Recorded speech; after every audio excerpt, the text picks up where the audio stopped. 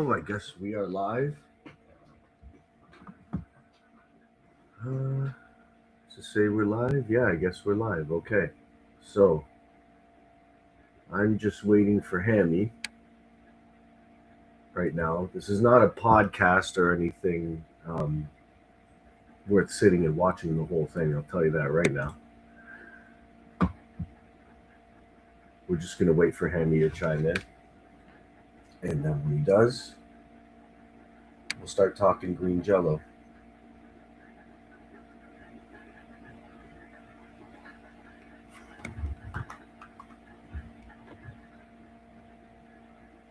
This is all for the book, the audio book.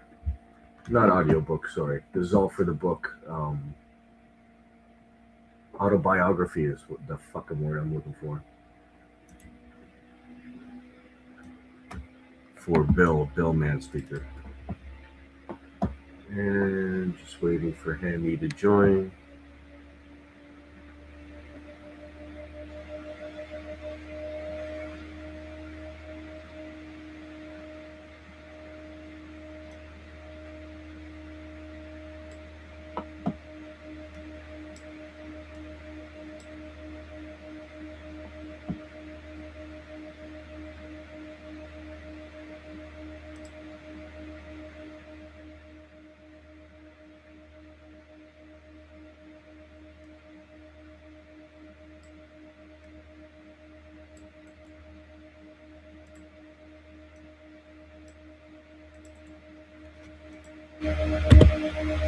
There's Hammy right there.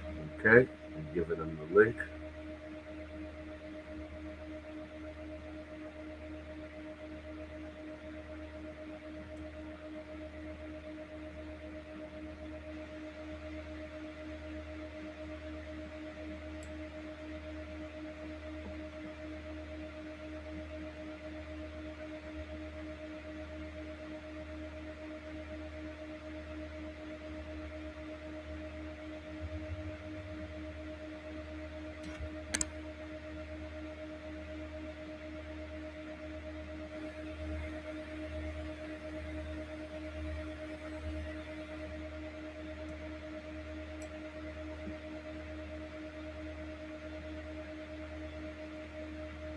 Okay, Hammy has the link and he should be joining any minute.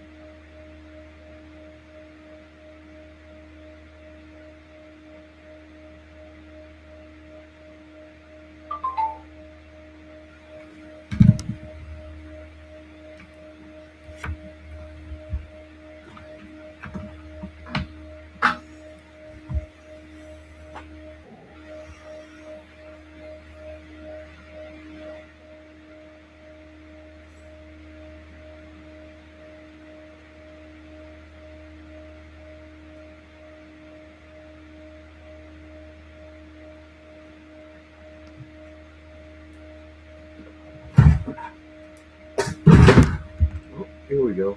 Add to stream. Hello, Hammy.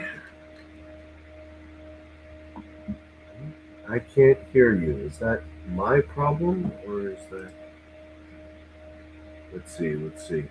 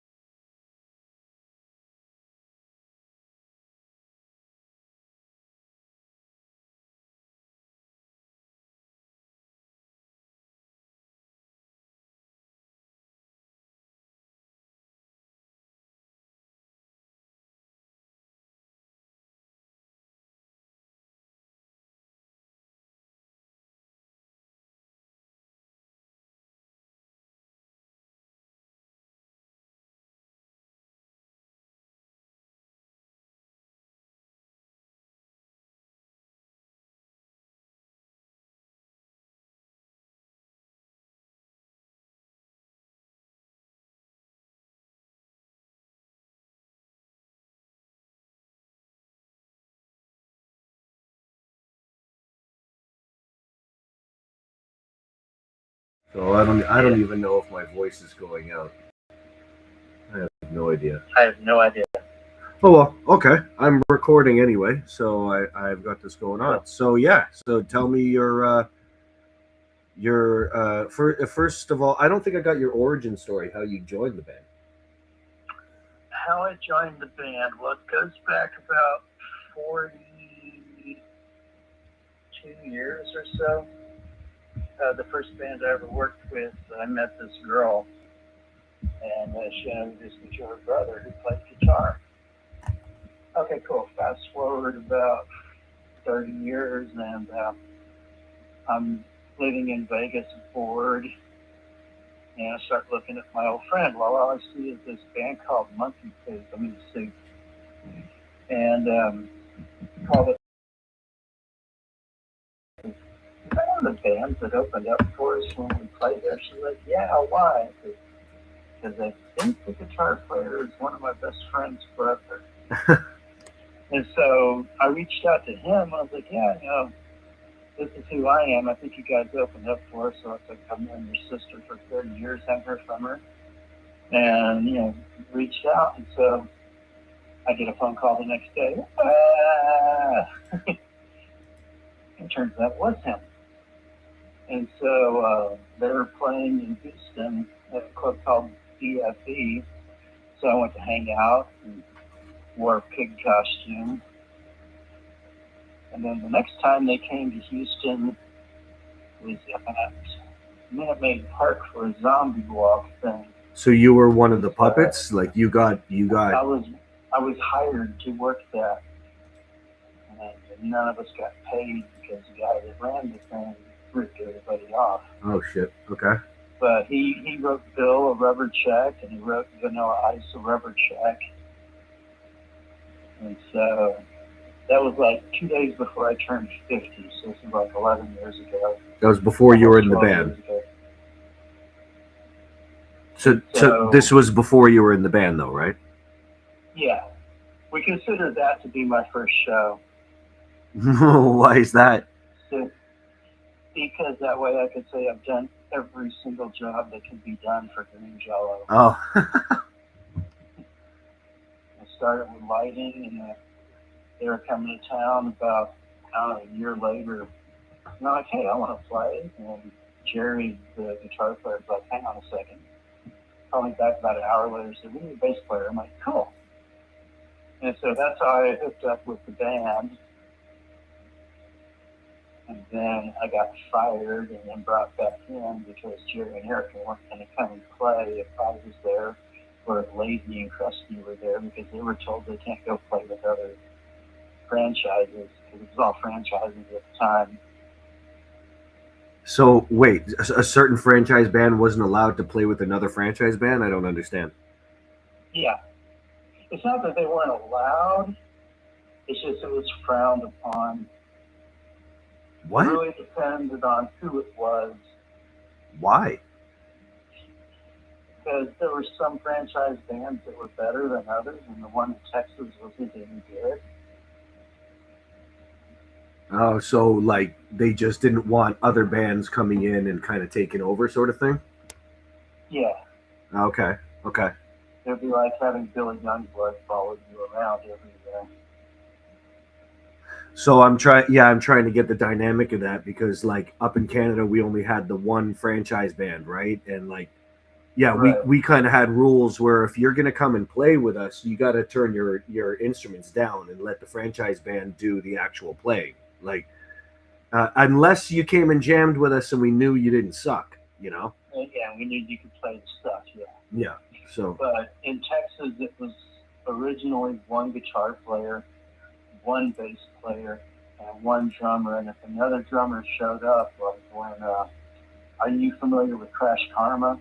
Crash Karma, it sounds familiar. Ralph, yeah, I think so.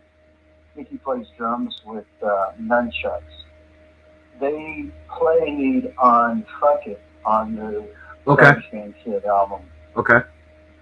And so they came and sat in, and Jerry calls me and says, "Oh, we have a bass player, so we don't need you this week." I was like, "Oh, okay, cool." And Erica played drums in the band, and she ended up playing trumpet that week instead of drums because Nikki was playing drums.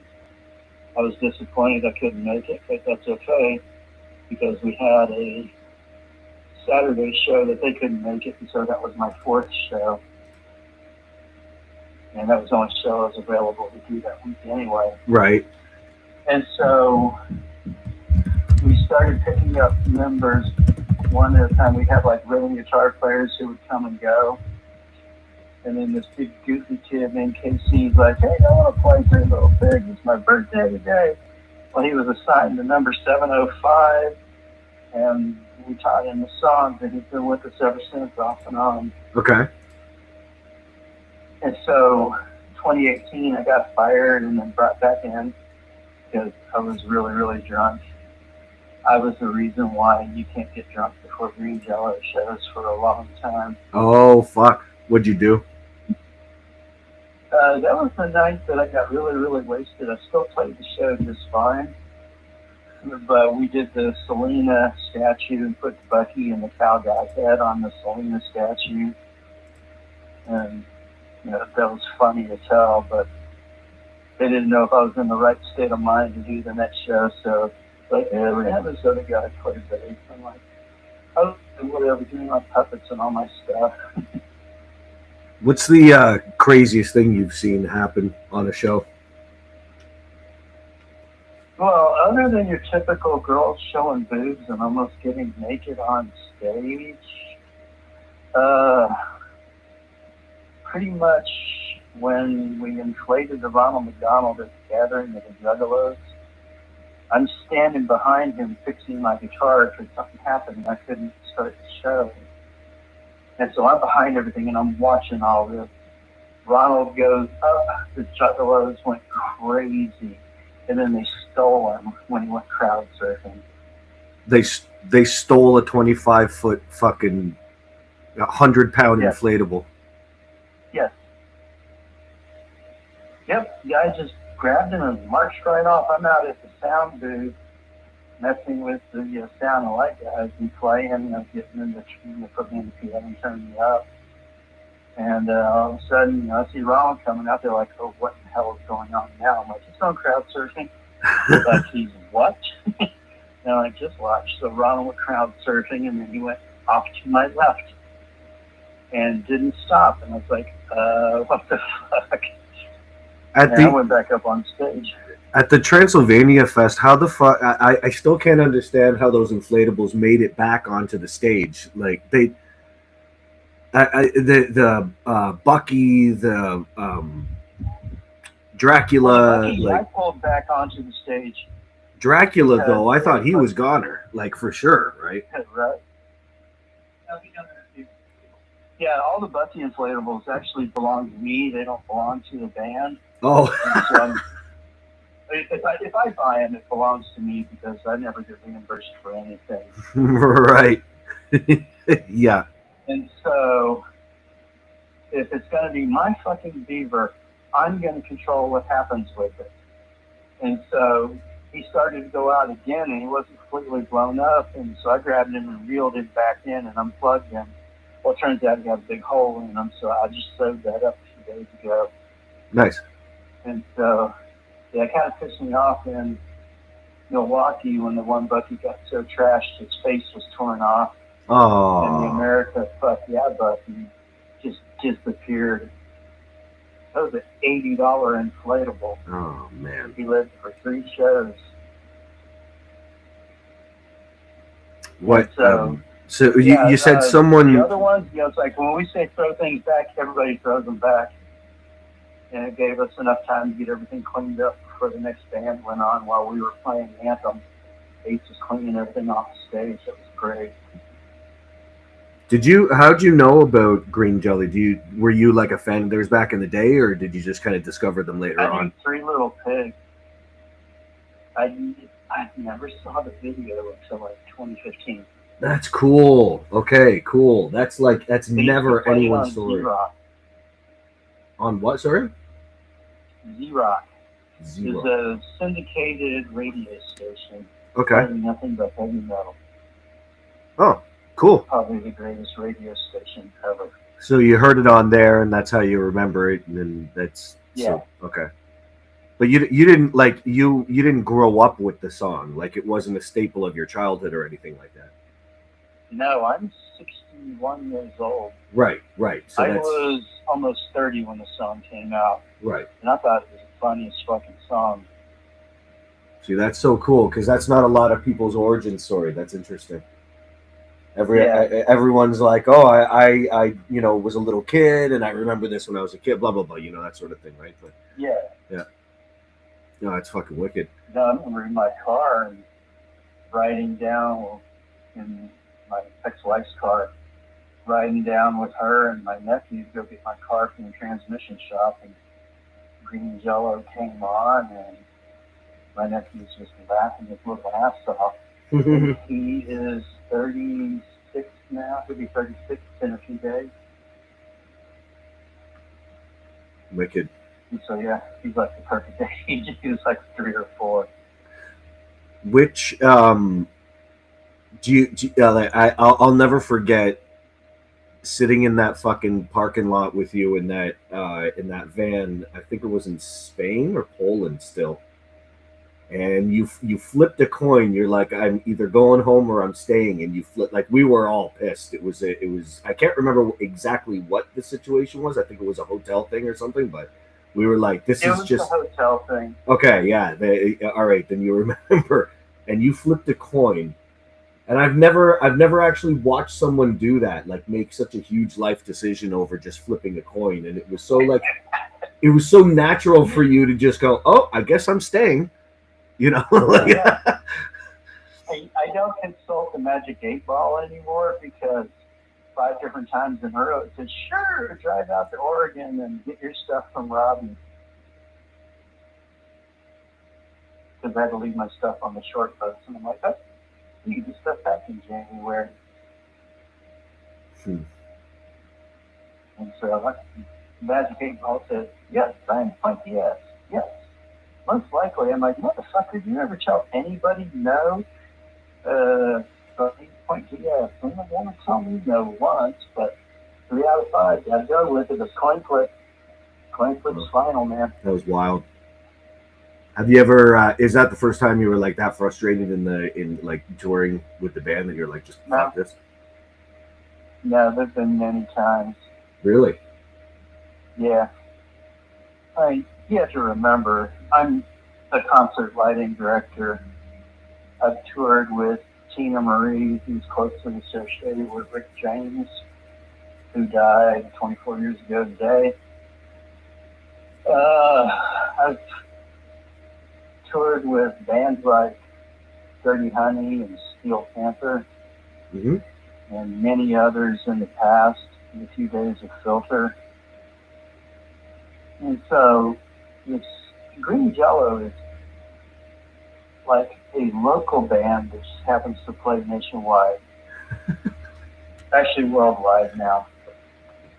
And it's a lot of fun until you have to deal with people like some of the people that used to be in the band, like Billy Youngblood or Slime and Chris, who just, shut everybody out. And then some people's egos get in the way. Yeah. They don't need to have an ego. Yeah. Because it's the project that keeps everything going. Yeah, I thought it was. Like, I thought it was. used to joke about how I was the worst guitar player to ever headline the Whiskey a Go-Go, but then I found out, well, twice.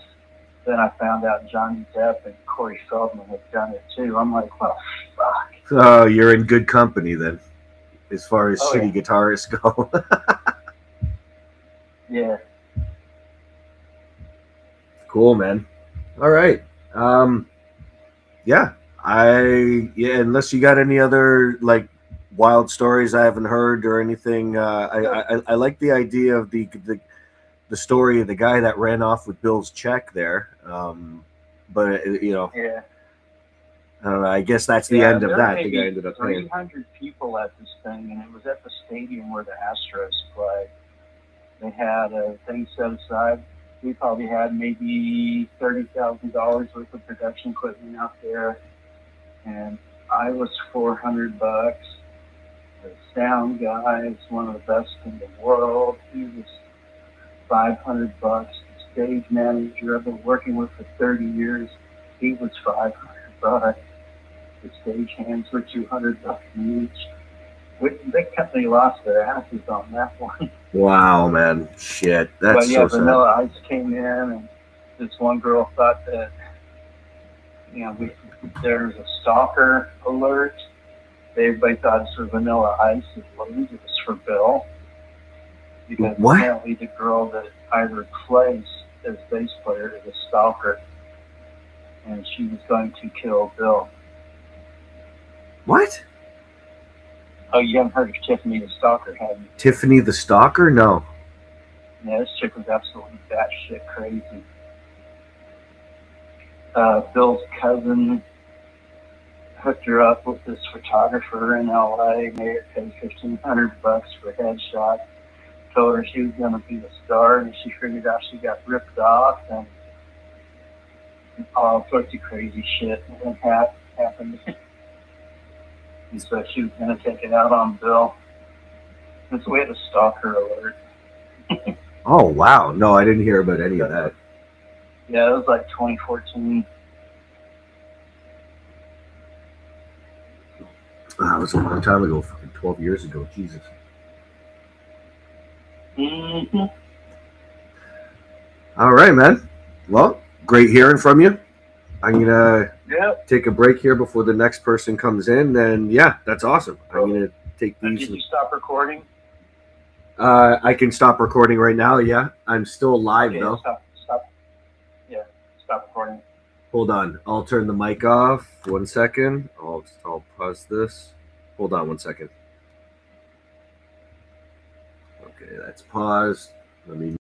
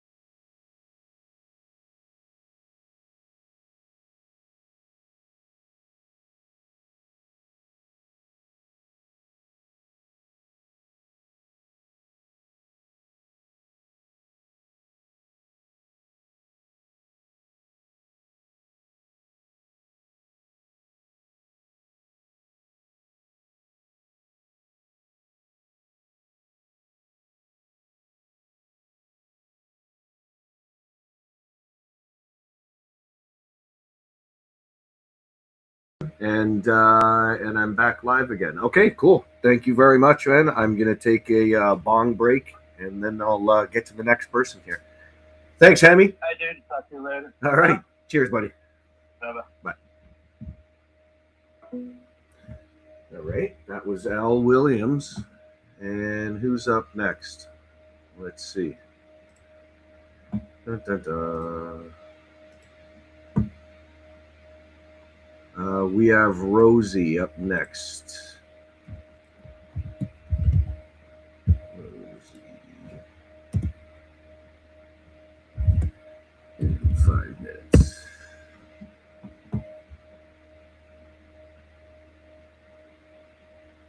Okay.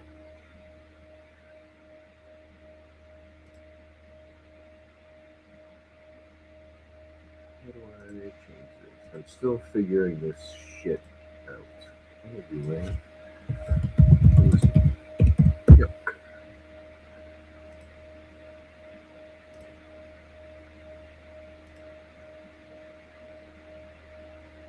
Here we go.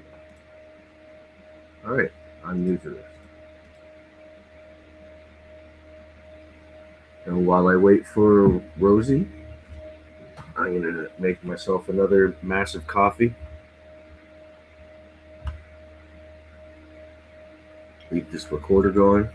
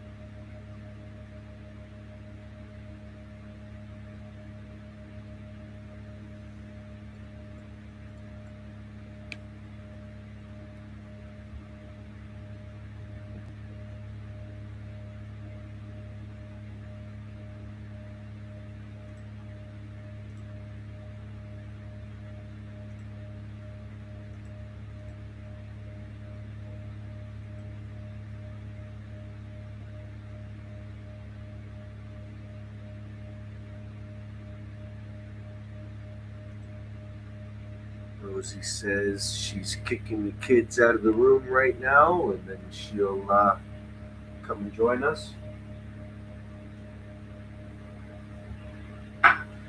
Till then, I can make myself a coffee.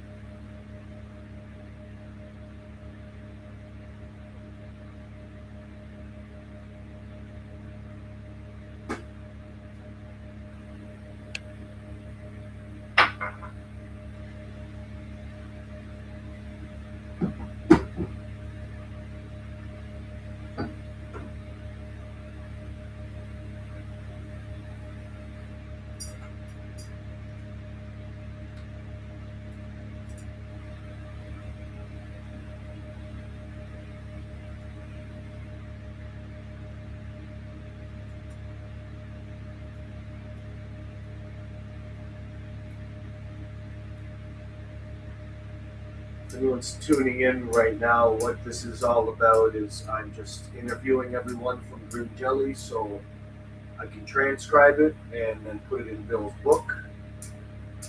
Bill and I are working on his autobiography, which comes out on September 4th on Amazon. It'll be a novel, an ebook, and an audiobook. We're doing that as well. But getting him to actually do an audiobook is like pulling goddamn teeth. So that's not going to be him doing it, but everyone else is going to chime in and help out. Dewey said he was doing a chapter. Ace is doing a chapter. Ree and Johnny P, they're both doing chapters. There's artwork throughout by a young Polish artist in Cosmo who actually joined us on the tour and drew little comics about her adventures out there. So I can't wait to show everyone that. That's really exciting. And the book is going to read like something where you can just flip through. You don't have to go chapter to chapter. It's not entirely chronological. It's kind of, it bounces a little bit. For example, there's a whole chapter about the Europe tour of 2026, and then there's a chapter after that about the kidnapping in 2019. Where Bill kidnapped his fucking promoter. And there's Rosie. Hold on, add to stream. Rosie. Okay, now let's figure out. Can you hear me? Yeah. Okay. Oh, I my can gosh, hear you. your Okay, Canadian excellent. accent. All right. What's that? I said, oh my gosh, your Canadian accent. Is it that bad? I'm not used to it down here. That's funny. I don't notice it at all. And it's funny because when Kasper talks, I'm like, wow, you're really overdoing it, but I don't realize I have one myself. Kasper's is much heavier. Oh, yeah. He leans right into that, too, that northern Canadian accent. Yeah, he even spells like that. Spells like that? Like with the A and everything? Yeah. That's funny. So, nice to see you. Thanks for doing the video and everything. That's cool. You didn't have to. My pleasure. So, tell me, first of all, it might as well go like way back. It was like, do you have the same origin story as everyone else? Three Little Pigs was like a big thing when you were young, or not so much? Yes, it was a huge video and song when I was a teenager. I think it and like Black Hole Sun were both constantly on MTV, and they'd play near each other all the time, and I'd be sticking my VHS tape into my TV player to record it so that I could have just a VHS tape of Little Pigs like over and over. Repeat it over and over again. Yeah. Yeah. So and yeah. I think I was like maybe 14, I stole a serial killer shirt from Spencer's. No way. The Yeah. one everyone wanted, you actually got away with it. Yeah. Yeah, I stuck it in my pants because I was wearing big ass, like baggy jeans. I stuck it in my pants. Oh, that's hilarious. Right on. So, you didn't like follow the band back then. It just kind of like popped up on No, one day, I or was what ended up I happening? was too young, really. It wasn't like there was internet and stuff back then, and I was early teens, so it wasn't something I could really like follow. And then I got, obviously closer to the age I am now, and you know, Green Jello was announced for the Kiss Cruise, Okay, and I was like, "Holy shit! I get to see Green Jello! Like that's gonna be rad." And went to the first show that was on the boat, and I wore a puppet head for the one and only time I will ever put one of those things on my head. that's awesome. And the next day, or maybe even that night, I don't remember because the cruise kind of just is all like one big blur. Oh yeah, I, I saw Bill, and I just walked up to him and I was like, "Bill, man, speaker." And he was like, "You know who I am?" cool. And that's how our friendship began. Oh, that's awesome. So you met him on the cruise, and then Hmm. oh wow, cool. Yeah, we stayed in touch after the cruise, and he talked to me a lot about stuff that was going on with me at the time, at home, and um, like I was drinking really heavily and stuff, and Bill really influenced me out of that and through some really tough times in my life. And, one day, not long after we met, he was like, "You should just join Green Jello." And I was like, "Okay, guess I'll do that." Nice. What year was that? 2022, Okay, whenever Kiss Cruise 11 was. I think it was 22. Kiss Cruise 11. Okay, Yeah. 2022. Yeah. And my first set of shows was a 3-day weekend. Okay, I didn't know what to do. he had his mini tours, right? Like one Yeah, of like the his tours. weekend runs. Okay. So So where was that? Do you remember those? it was in Michigan. Okay, okay. In like all three shows in Michigan. So Yeah.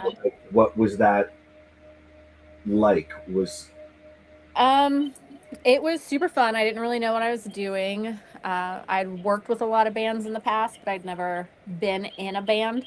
So I didn't really know what to do. I didn't have a mic yet. So you were I was singing the whole time, right? yeah, I was just like Okay. singing along and um like holding up the middle finger and, whatever I could. But Yeah. after that weekend, I got a mic and a tambourine, and then we started doing the kazoo bit, and I changed my stage outfit from the first weekend.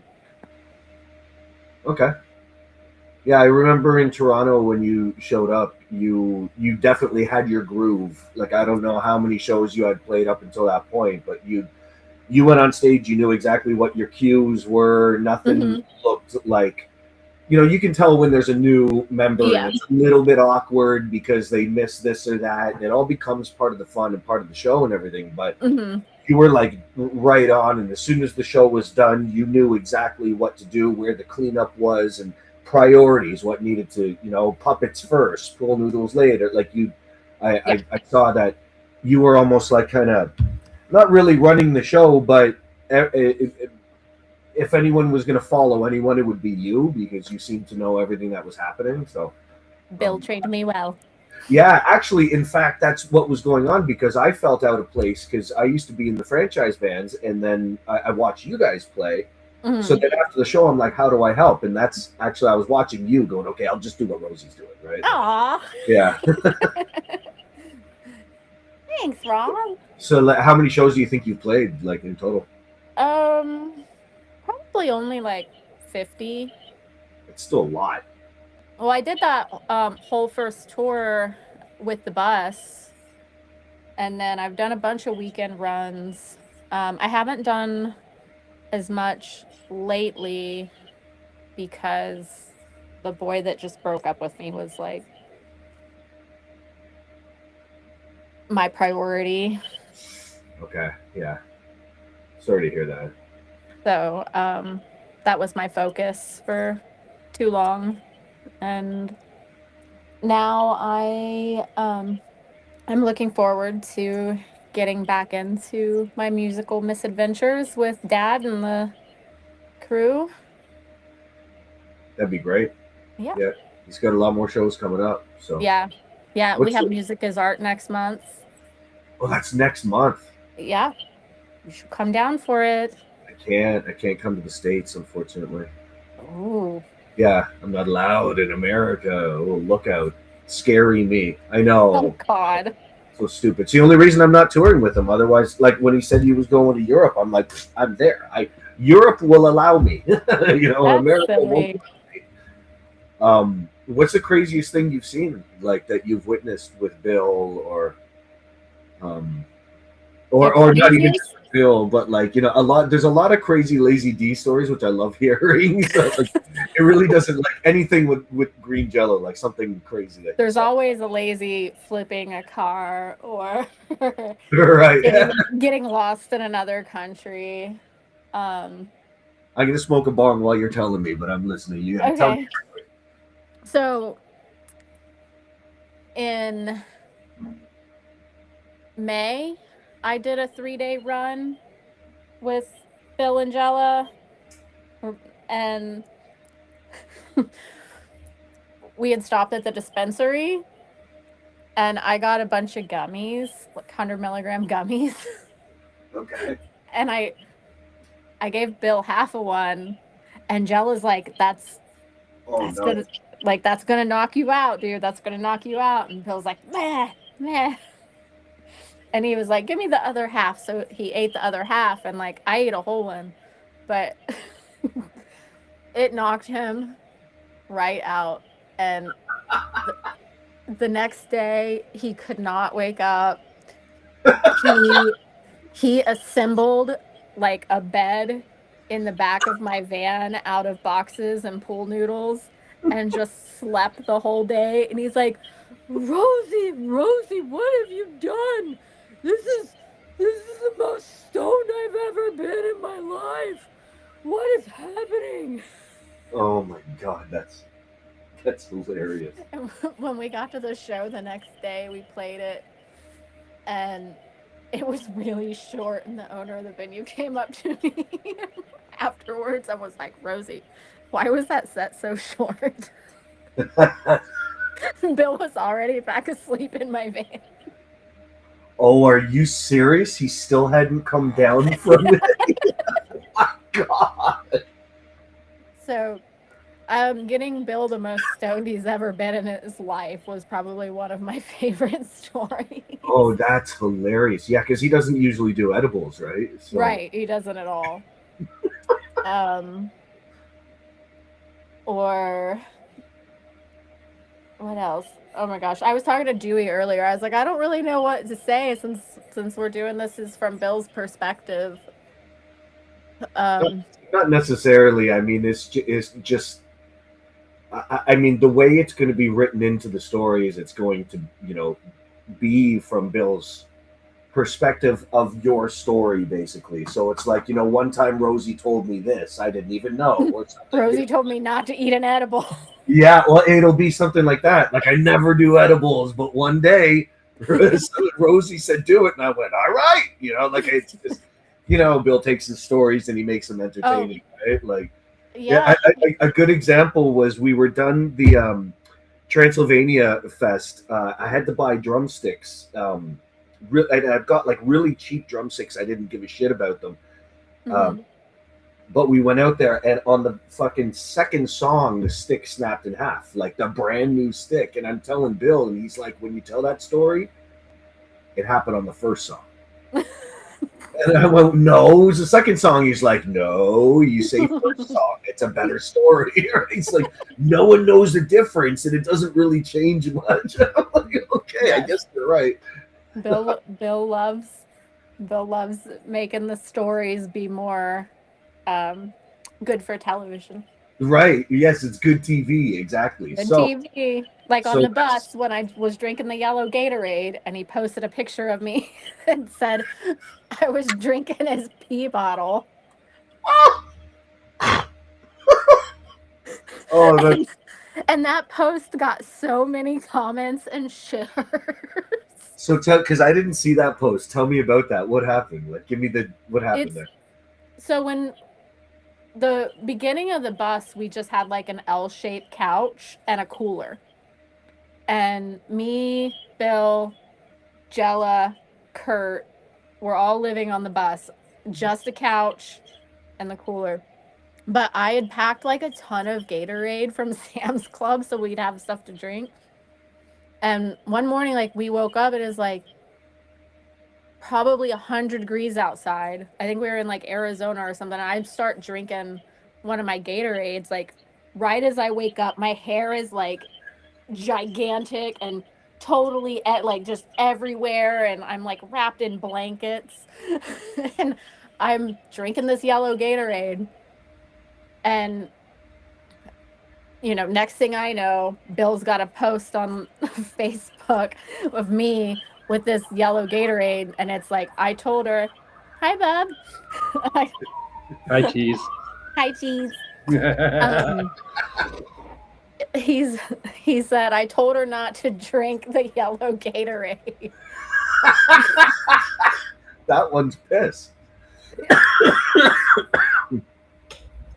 My ex-husband texted me. He's like, did you really drink Bill's piss?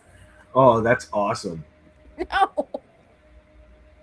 Yeah, someone actually believed that Bill put diesel or regular gas in a second diesel car. I'm like, no, he was joking. It's not true. Hey, Kasper. What my up, buddy? Two favorite Canucks. Nice. Yeah, so that's... Oh my God, Kitty! Oh, I'm gonna guess female. Male. Oh, man. Damn. This is December. Say hi, Uncle Kasper. Meow. So was December named after Collective Soul? Huh? No. Cool. So yeah, I mean that's pretty much about it.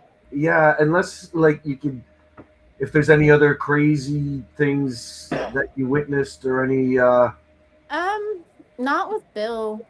Lazy jumped in my van naked once. So when you do his autobiography, we'll no, I'll hear that story. What happened?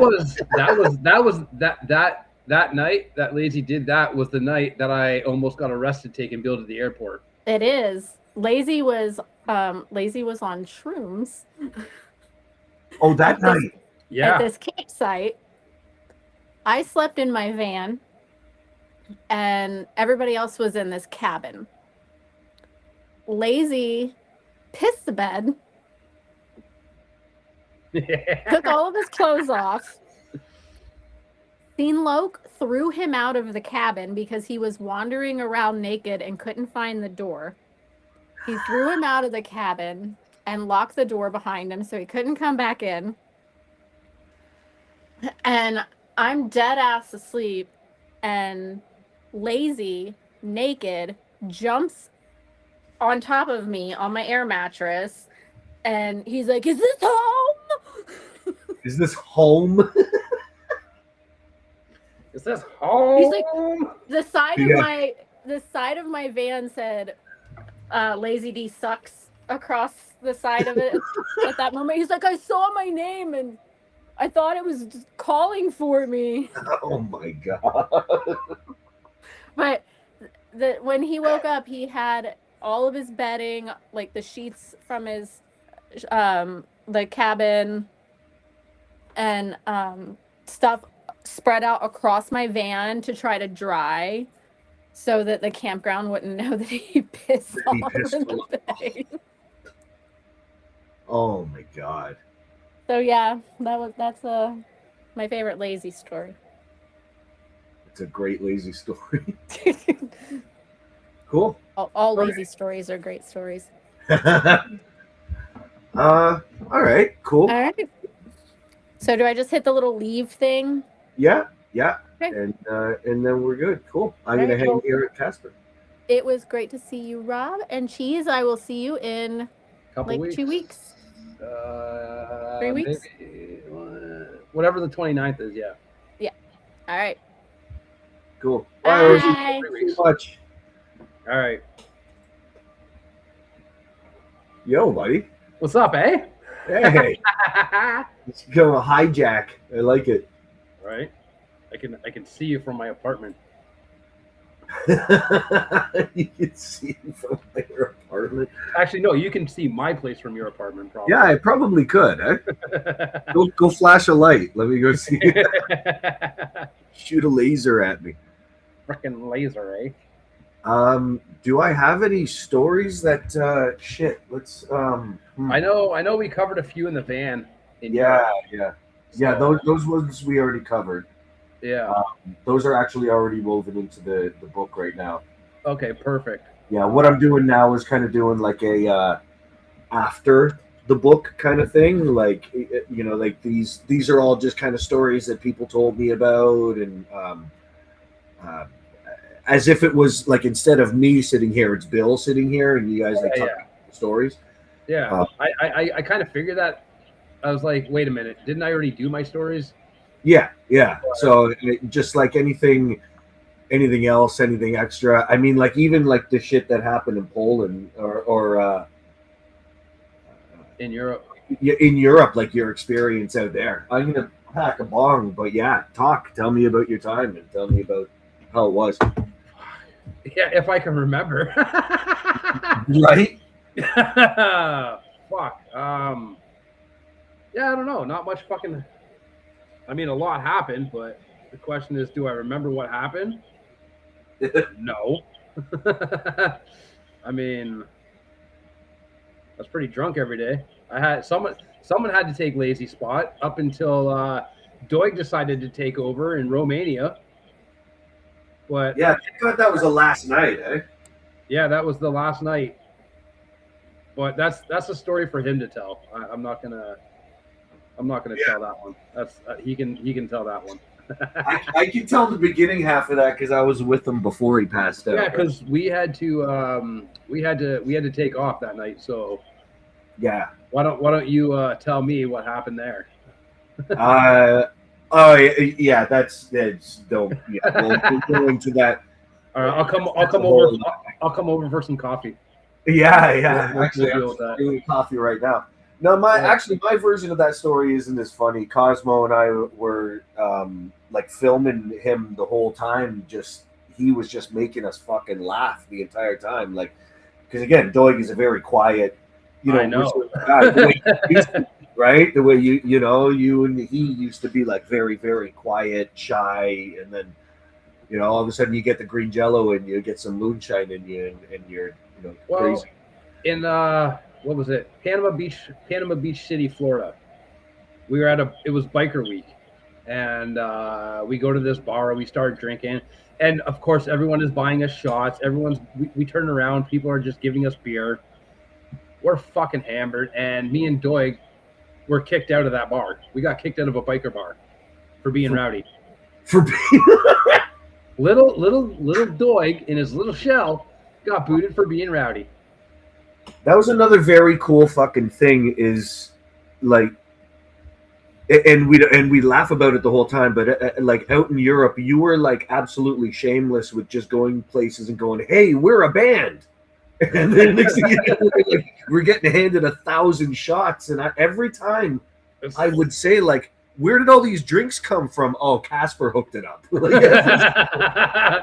You just gotta say the magic word. we're in a band, right? Like, Yeah. oh man, I lost track of how many fucking places gave us free drinks that fucking. Everywhere we went, Yeah. literally everywhere we went, we just start talking about shit, and then they'd overhear us, and then it's like, yeah, that's us, and then here's a drink, here's a drink, here's a drink, here's a drink. I do have a story about the red light district, but I don't want to say it on here. Oh no! Why? Why do we? Here? It involves a few things that may be illegal. Illegal? Do I know of this story or? Yeah, I think you do. Oh, okay. I mean, I'll try and beat around the bush here, but I grabbed some things in Amsterdam, in the red light district, and then because the downstairs was so crowded, I went upstairs, and I started doing my thing, and then I come downstairs, and Jello shows me this video on his phone. He recorded the TV screen, and on that TV screen, I think it was, I don't know, I don't remember who was with me. I'm not going to say anything, but all I remember is he showed me the video of me doing my thing upstairs. So what I was doing upstairs was literally on the bar TV. Broadcasted downstairs. Yep. I remember that, and I totally Yeah. forgot about that. Yeah. So.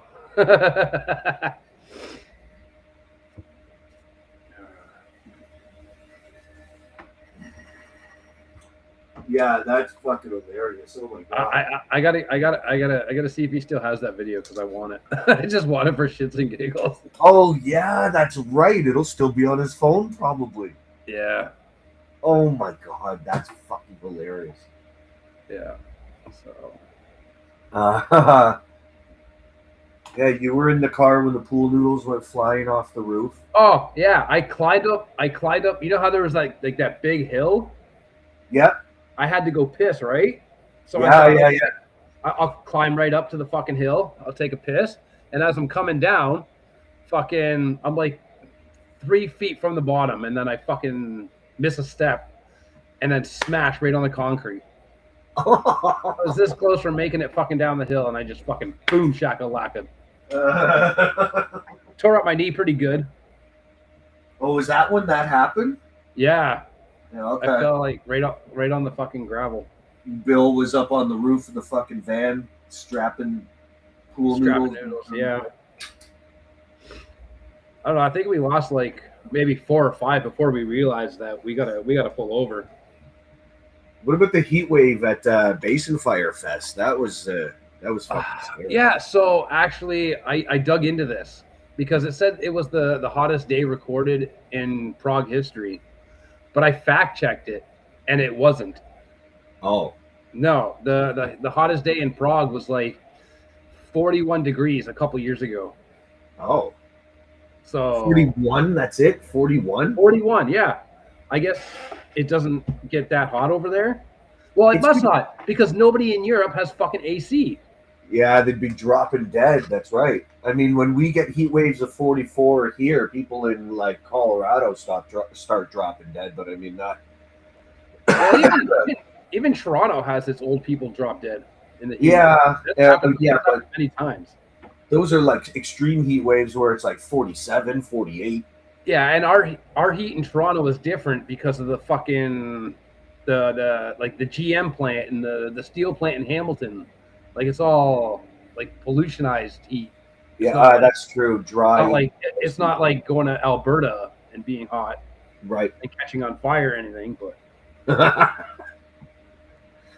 yeah, shit. Okay, well that's good to know. Do you remember how hot it was at Basin Fire Fest? Like it had to be at least 39, 40 degrees. Yeah, no, it was around 39, 40. It felt hotter than that. I don't understand. I mean, it was serious fucking. Yeah. Maybe it was just because there was like no clouds in the sky and it was like just direct sun on your head. Like I think that's what it was. I mean, I got burnt pretty bad. Yeah, Jello passing out on that fan. That was nuts. Oh, that was the airport. I mean, that's probably not the only time he's done that, but That was so cool that you got to run around in the crowd with the fucking fire truck blowing the fire, like the water on everyone. That was really good. Yeah, no, I stayed away, like during our set. I stayed away from that because I didn't want the water hitting my gear. Yeah.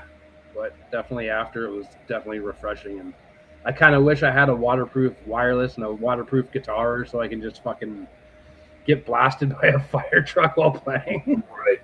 I was in the sun the whole, or in the shade the whole time, so I was good. You had a fan too, right? You had a couple fans. And I was in the shade, so I was okay. You know? Yeah. I don't know. I didn't find it as hot as people said it was, though. Oh, okay. I don't know. Maybe it was just because I moved around a lot. Huh? I don't know. Even when we were in the crowd playing. Yeah. I don't know. Maybe I was just I wasn't focused on it, or maybe I just didn't notice because I was just doing whatever. But yeah, Jello almost passed out. That was crazy. Yeah, I know. It felt hotter waiting to play than it did actually playing. Right, sitting there and staring, just waiting. Yeah. I think that was the worst part. And I don't know if the temperature dropped a little while we played, or just like I said, my mind was distracted and didn't even notice. Right. But yeah, we got to teach Cosmo about the whole, how it is traveling in a van with Bill, and you stop somewhere and all of a sudden you get a text that says Marco, and it's like, okay, he's found something shiny. It's a good thing Europe doesn't have Walmart. Oh fuck yeah. We would have never made it. Yeah. There's only so many Ferris wheels and Toys R Us's to find. Oh, so me, Doig, Jello, and Bill in Cologne, Germany. We went on the Ferris wheel. And Jello's scared of heights. Yeah, and so was Doig apparently. Oh. We didn't know this until we were getting up there. And the funniest thing too was he thought we were going around once. So as we're coming back, he's like, "Oh, thank God the ride's over." And then away we go again. We went like 5 fucking times, and every fucking time we passed the gate, it was just like, ah! Like, come on, let me out this time. Yeah. You guys keep going. Doig took it pretty well. You wouldn't even notice. But after he got off the Ferris wheel, he was like, "I'm scared of heights too."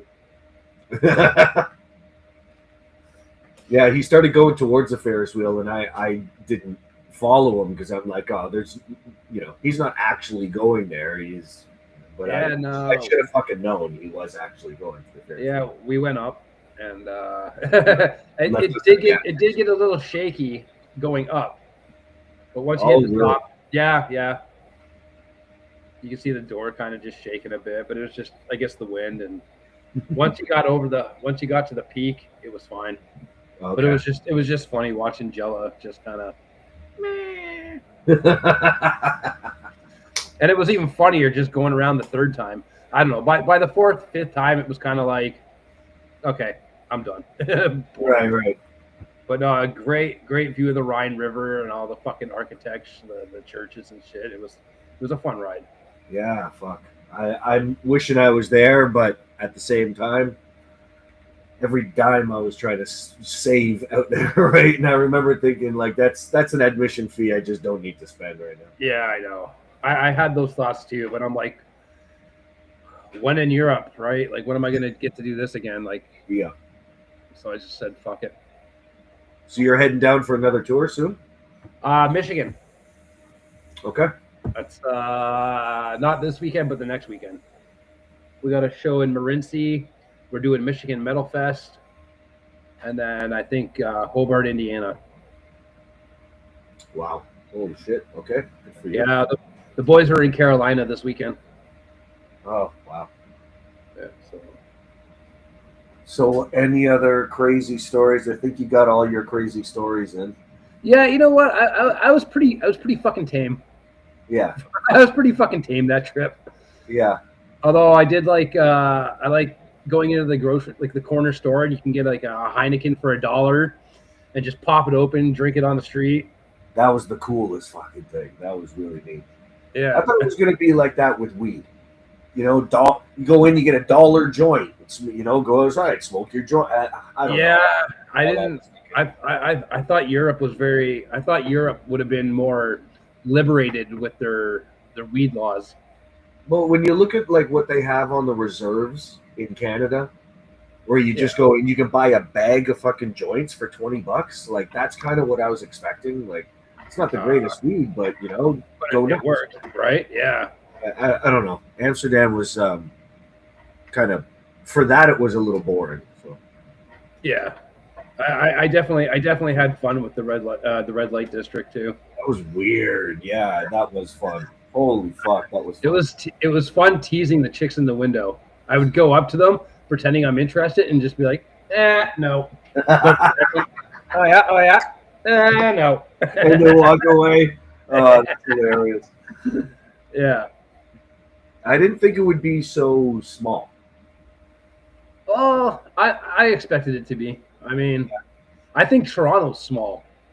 I can fucking walk downtown. I can walk from like Union to Queen in like 10 minutes. Yeah, that's true. You know what I mean? And But the red light district, as far as like, you know, the women in the windows was just like boom, boom, you're done. Yeah. And then that's it, you know, just those two. You know, I've seen videos of like, I guess it's like Thailand or something, where it's just like rows and rows and rows and rows of women, and yeah, that's kind of what I was expecting. We should go tour Thailand and get lazy to get some lady boys. More stories. That's a whole other book, right? Oh my god, you could probably have a bookcase full of books on Jello, right? You know what I mean? It's funny. Yeah. Who's up now? Who's after me? Good luck following me, bitches. Oh yeah. Okay, no, you're good till 7. I got all your stories though, so you don't have to. Yeah, I know. Yeah, well, I mean, I'll hang out because I miss you. Ah, cool. All right. But yes, as far I got the. Wicked. I saw you wearing that. Yeah, I forgot you had that one. Yeah. Decided I'm just gonna go with like. Well, I don't know. I'm checking it out, but I'm just gonna go with Amazon, putting all the artwork on there, and then it's like print as you go sort of thing. Yeah. It costs a little more to do that, but then I don't have to think about it. I don't have to mail them out. You know, that sort of thing. As long as it looks good, that's all I care about. Exactly. Yeah. So I got to order one for myself, and if I don't like it, then it's no good. Yeah, right. How are things in post right now? Oh man, that bad, eh? It's one of those where I just kind of had to put a stop to everything right now and reevaluate what's happening. Yeah, because like I was telling you, while I was on tour, I didn't have time to go through to have like, you know, phone calls and meetings about. Yeah, exactly. Yeah. You know, I mean, the fact that I found out before you did. Yeah, that was fucking crazy. I know. So I thought you kind of knew. No, I knew that there was like, I mean, that was the confusion. Sarah had a meeting with the post-production team, and they told her about that, so I knew about it, but there were no details. There was no like, we're announcing this day, this is what's so as far as when do I even say anything, it was like, oh, I guess we're saying something about it, like just little details that I expected to kind of know ahead of time. But and then like things just kind of got pushed, and then finally when I saw the cut, I was like, okay, well, I see what you're doing, but it's not the cut that I want to show at this film festival. It's, you know, I'd rather change it, and then we didn't have time to change it, so now it didn't play at the festival, which fucking sucks. Yeah. You know? But I have to take it back and work with these guys, and they're tied up with what they're doing right now. And the one guy had a flood, and you know, so I'm just kind of waiting right now and going, okay, let me focus on the book. Let me get the book going. Let me do that. Yeah. And yeah, then, might as well. Yeah. Yeah, that's why. And you want to make sure it's right before anybody fucking sees it. Yeah. I don't want to. Yeah. Yeah. That's like having someone cut a trailer for you and then going, well, that's, not exactly how I wanted it to go. And normally that's how it goes. I just didn't have any time to put any input in. So it was like, okay, here's what you have. It's either this or nothing. And I couldn't do it. Yeah, no kidding. I'm going to grab my coffee.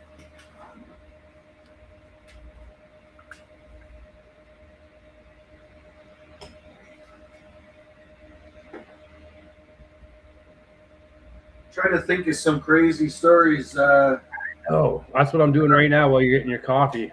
Yeah, I can't even. I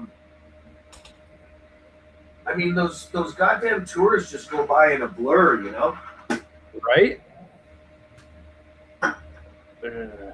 Fuck. They're just over in no time. I mean, shit. Did you got left at a gas station, or did that actually happen, or?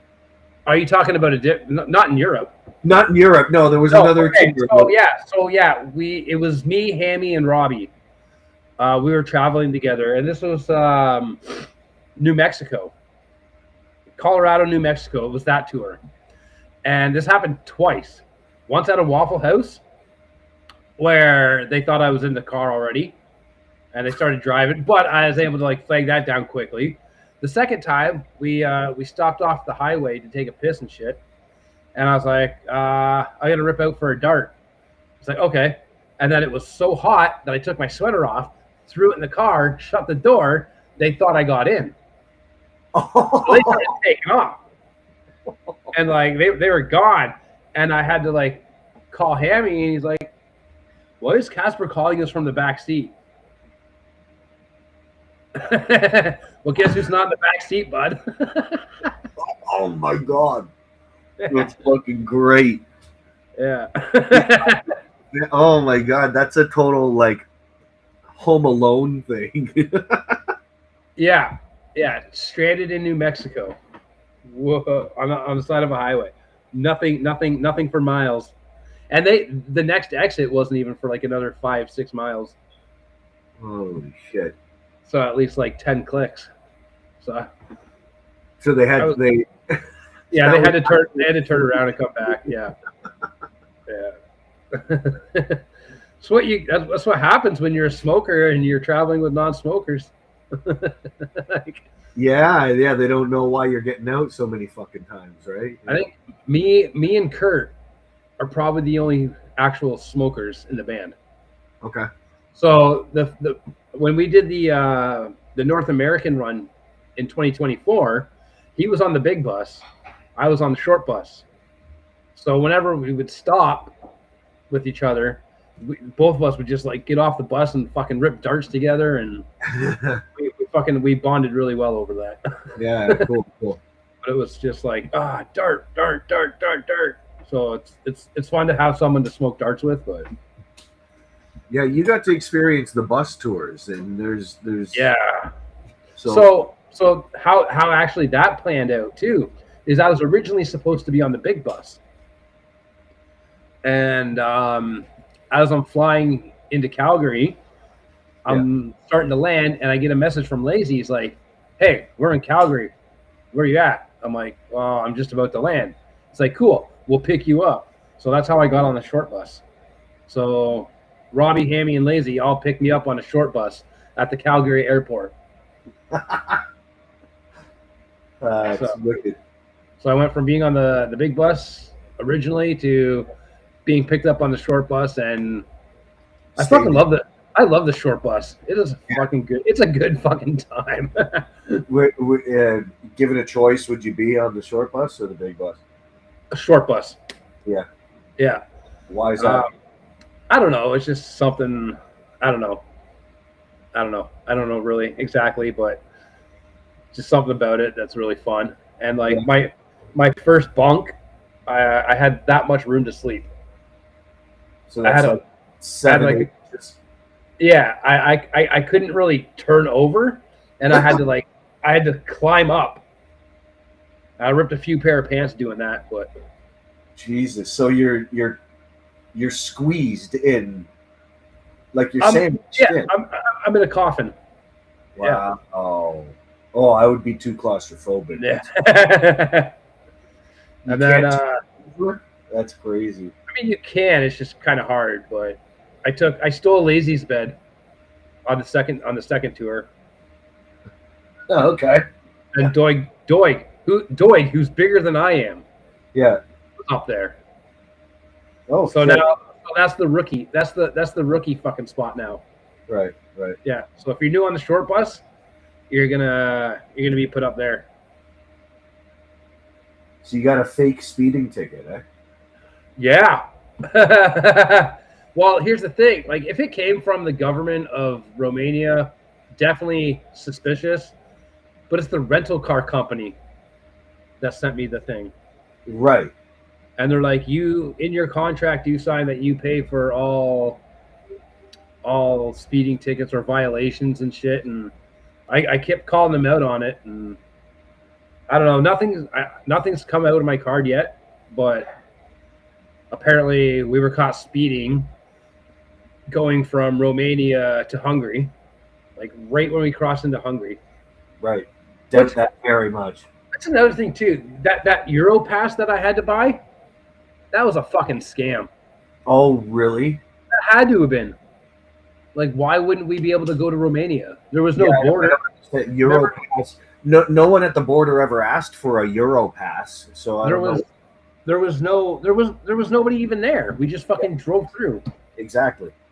So I think it's just another fucking. They're like, oh, North Americans, let's fucking rip them off and shit. Right. And I thought everyone loved Canada. I thought everyone loved us. Why? Where did you experience any hate? The rental car company. Oh. Well, they knew you were just sandwiched with a bunch of shithead Americans, right? But yeah, no. So I've got a bunch of emails, and they're like, "We're gonna blah blah money, blah blah money." It was like, as long as nothing comes out of my account, then I'm whatever. I'm just going to avoid the emails. But I did lose my card. As soon as I got the email, I called the fucking bank. Oh, okay. There you go. Lose your card. Yeah, exactly. Yeah. I can't find my card. Cancel it. Sorry, I'm trying to send Eric is. Oh yeah. Yeah, but he's not. He says he's ready, but he just needs to click the. Eric, I'm calling the cops if you're not in here in the next 5 seconds. Oh, look at that! 5. Is he here? 4. Yeah, you know. Who the fuck is this guy, eh? What? There's Canadians. I was not told there'd be Canadians. You're fucked now, bud. I'm not too loud, am I? What? Oh, sweet. Oh, of course. What? What were the What? bands too loud in Prague? What? Hi guys, how's it going? Good. Good. How are you doing? Oh, getting by. It's been a weird day. Yeah, I heard. I appreciate you coming on after everything today. I mean, I think the best thing is to just keep things as normal as possible, and even though it's green Jello, this is pretty much normal. Cool. So, thank you.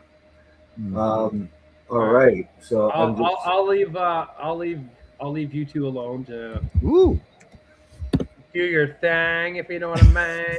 all right. why? Thank you. Thanks, All right, Kasper. You guys take care, right? Appreciate See you, buddy. it, man. All right, Cheers, later. Cheers. Yo, How are you doing, sir? good. So let's all right. Let's get right down to it, because Yeah. I don't even know. Like, are you in one of the franchise bands, or how does? I used to be in one of the franchise bands. The story I'm going to tell today about Disaster from 2015, that was the original franchise band I was a part of. And then I just kind of became like a vagabond, a floater, that fat bastard left behind. I joined the band in 2014. I had promoted a show in my hometown. Bill had asked for the clip in the chat earlier, so everybody got to see that. And that was my first time on stage. Made my own Barney puppet. And then I assembled a franchise band out of that. And then remnants of that came together in 2015 for what became known as Disaster. Disaster Tour. Nice. Yes, Disaster Tour was a weekend run in March of 2015. Bill had routed it pretty weird. It started in Long Island. It went to Brooklyn, New York. Then it went down to Philadelphia and back up to Revere Beach, Massachusetts. So already it was kind of a crazy run. So the first night, well, I should give you the lineup here. There was the Central PA franchise band that I had assembled at the time, which was myself, a guy named Bat Douche, a lady named Dandy Groover, and a guy named Walter.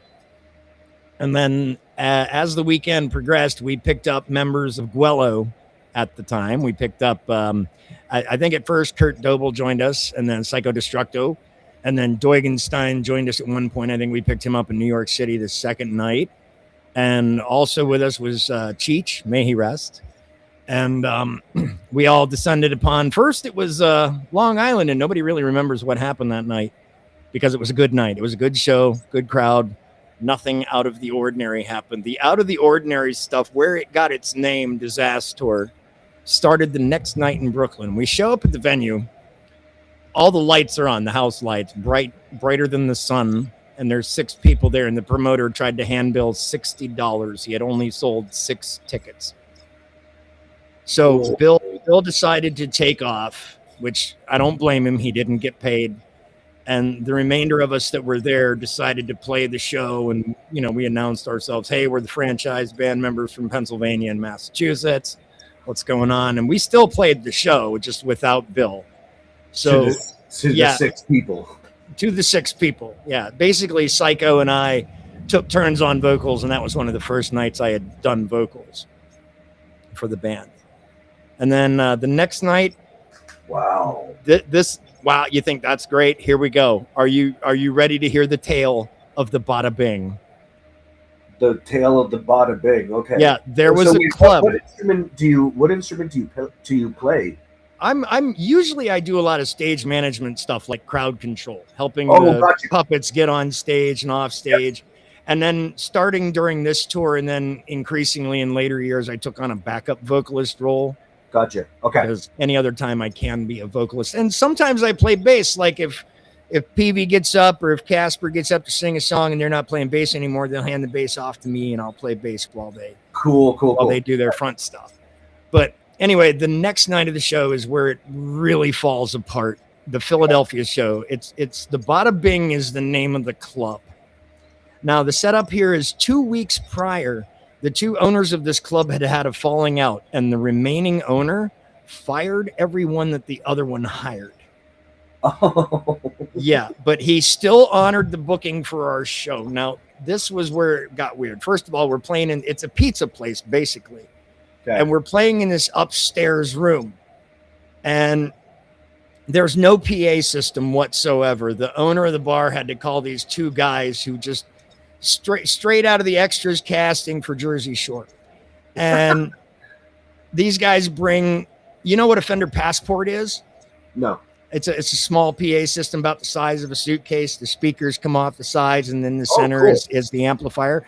Okay. This thing was smaller than that. Okay. It was basically like an Amazon.com DJ system. And this is what we had to play through. And that was just part 1. So we set up, we get ready.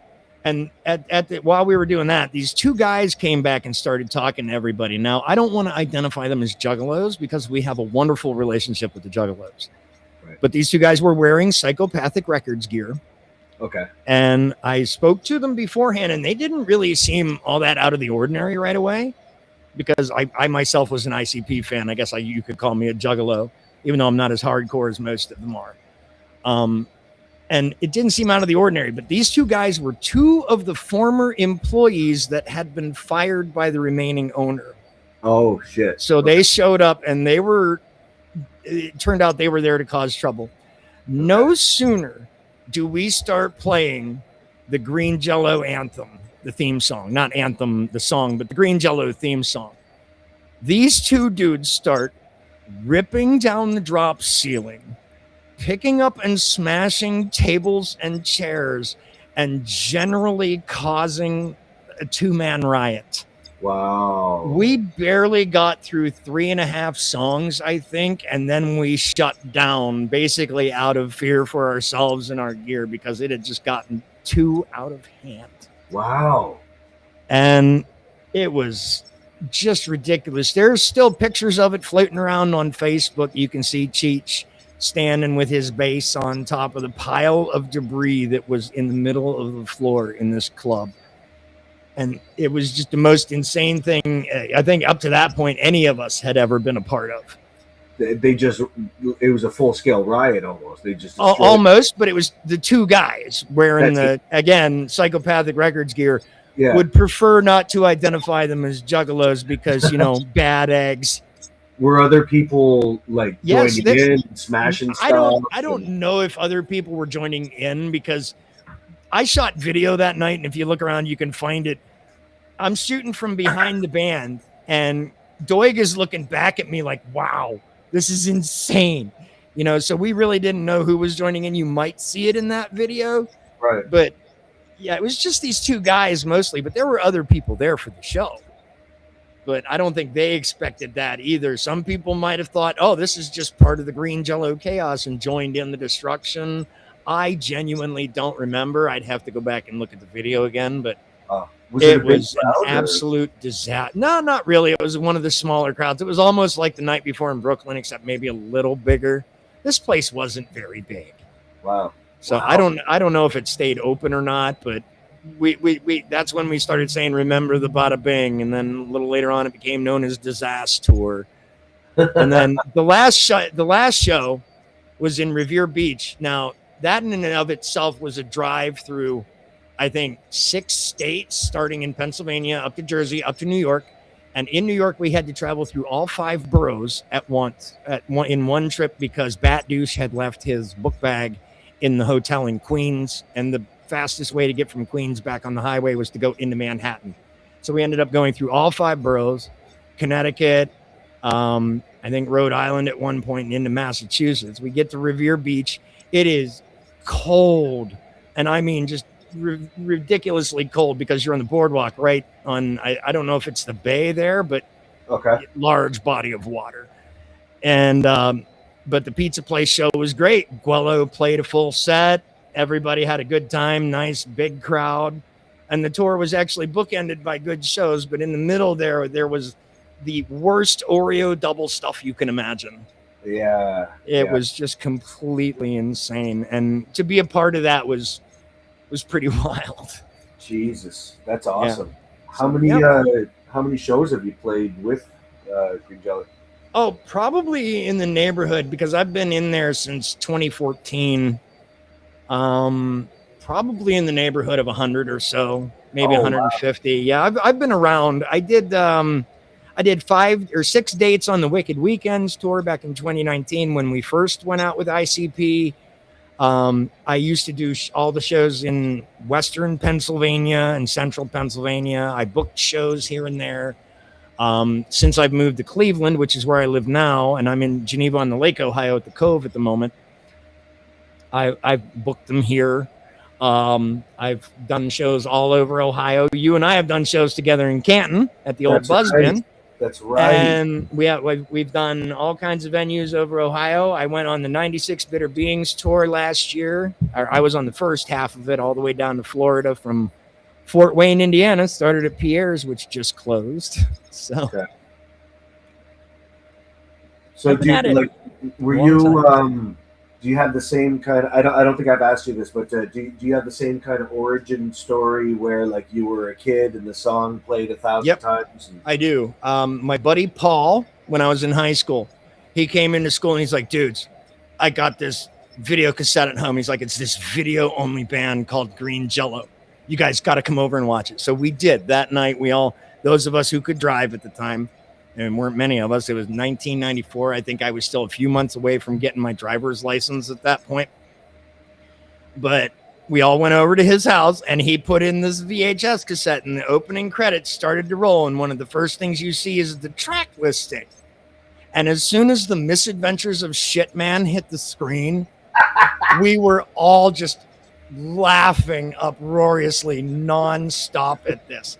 And then it got to the point where we kept requesting Three Little Pigs from DJs at school dances. So it became a staple at every school dance. It was the one metal song the DJ would actually play.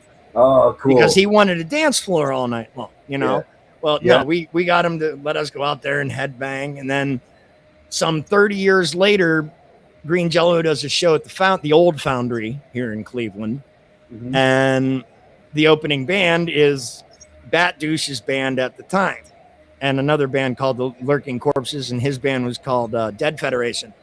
And that's the night I met Bill and Brenna, and I just kept in contact with them ever since. And here we are, brother. Cool. Wow. Awesome. Yeah, it's been a fun ride. So, but there is the Tale of Disaster. That should be a fun one. Any other crazy? I mean, that's pretty crazy. That sounds like a lot of like almost what just happened out in Poland and then Europe. Like I wish I everything could've was gone on good, that. but then we went to 2 shows in Spain that were like terrible, like the a total waste of time, and it cost us so much money. Oh Lord! Oh fuck! What a total.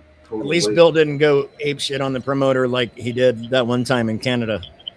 So The World Yeah. Star thing. Yeah, I wasn't there for that, but I watched it happen in real time. That was fun. did you really? Okay, because I don't know that many people that watched it in real Oh, time. well, Bill was doing live videos like he always does. So he was walking around going, little pig, let me in, telling the story of how he's looking for this promoter, and they finally find him and they get him to go get his money. And oh Lord.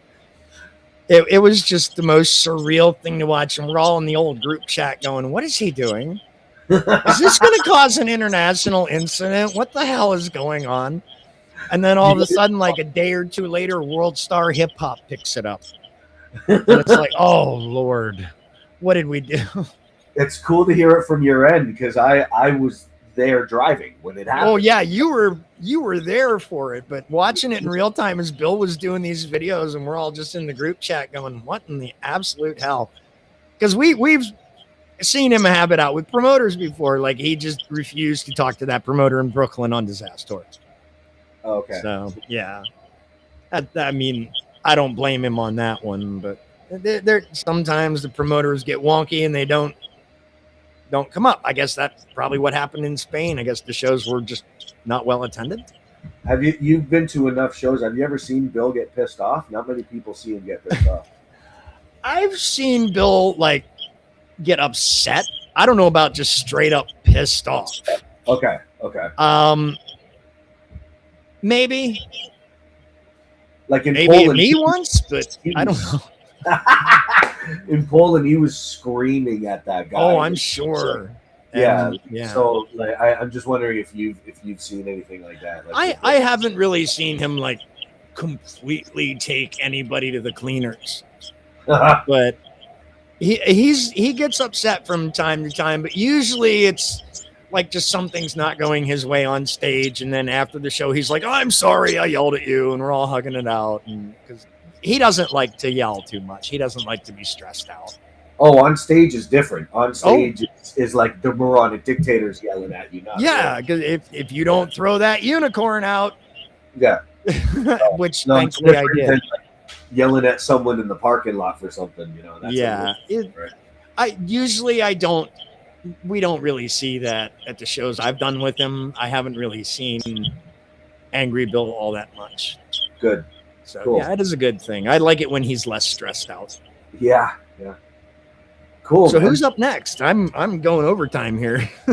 No, I don't think you are actually. I think Jeffrey is supposed to come in at 7:20, so I've got a good 20-minute break to make some coffee and take a piss. All right. So it's great.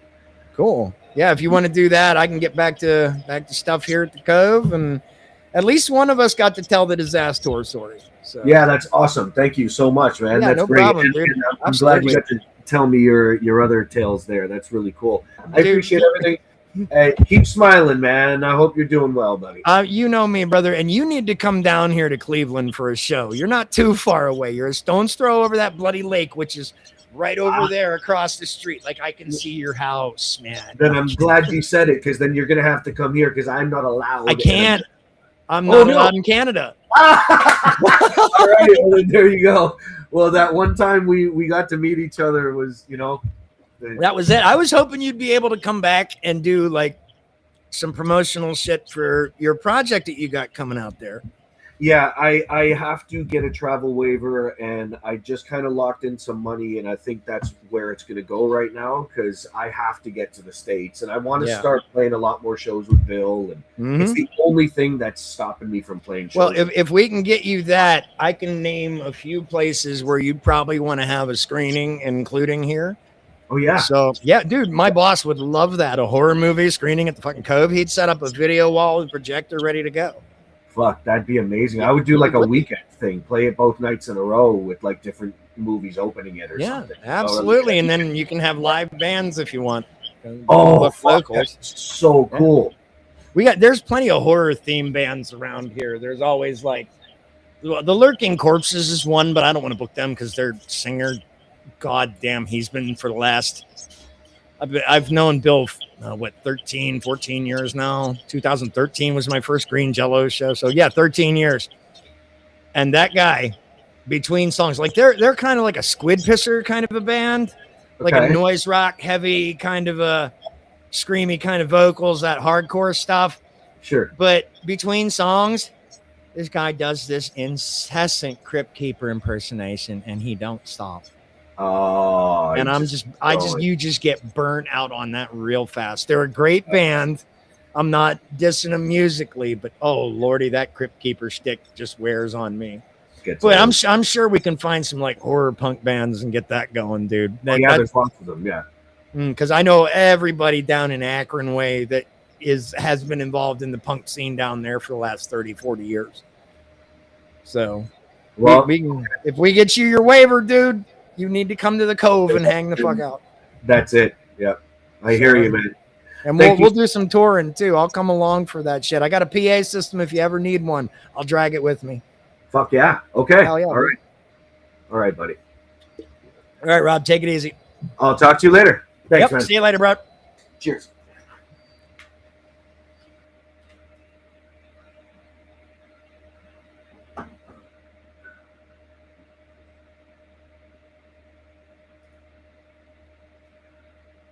I'm going to smoke a bong,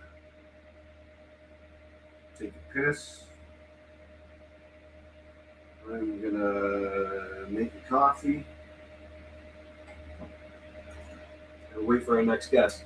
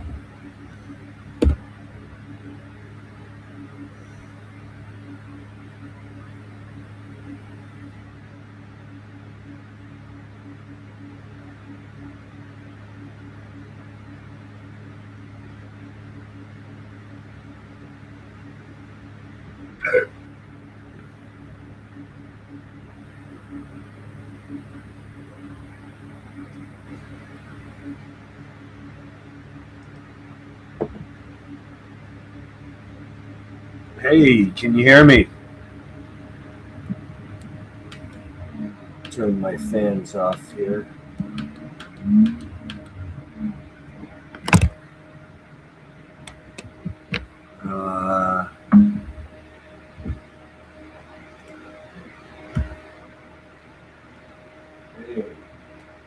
I can't hear you.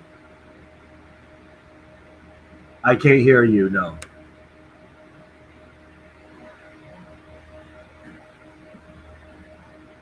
Give me 1 second. 1 second.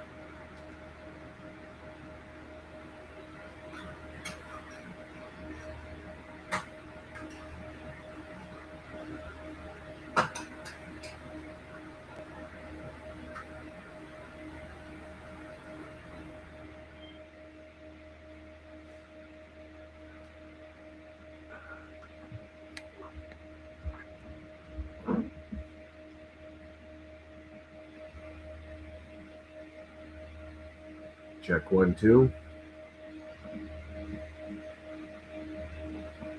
No, I can't. I still can't hear you. What the hell? Oh. No, all these settings are still the same.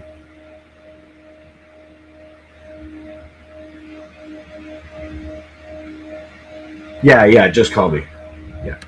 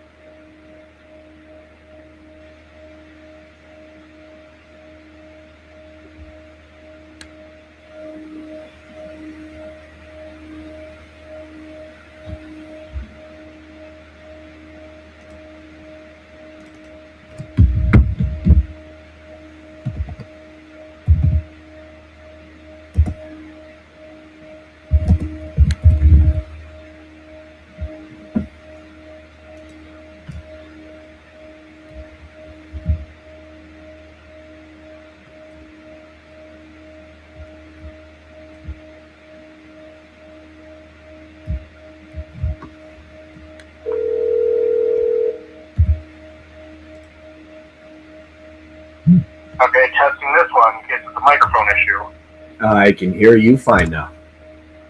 Oh, excellent.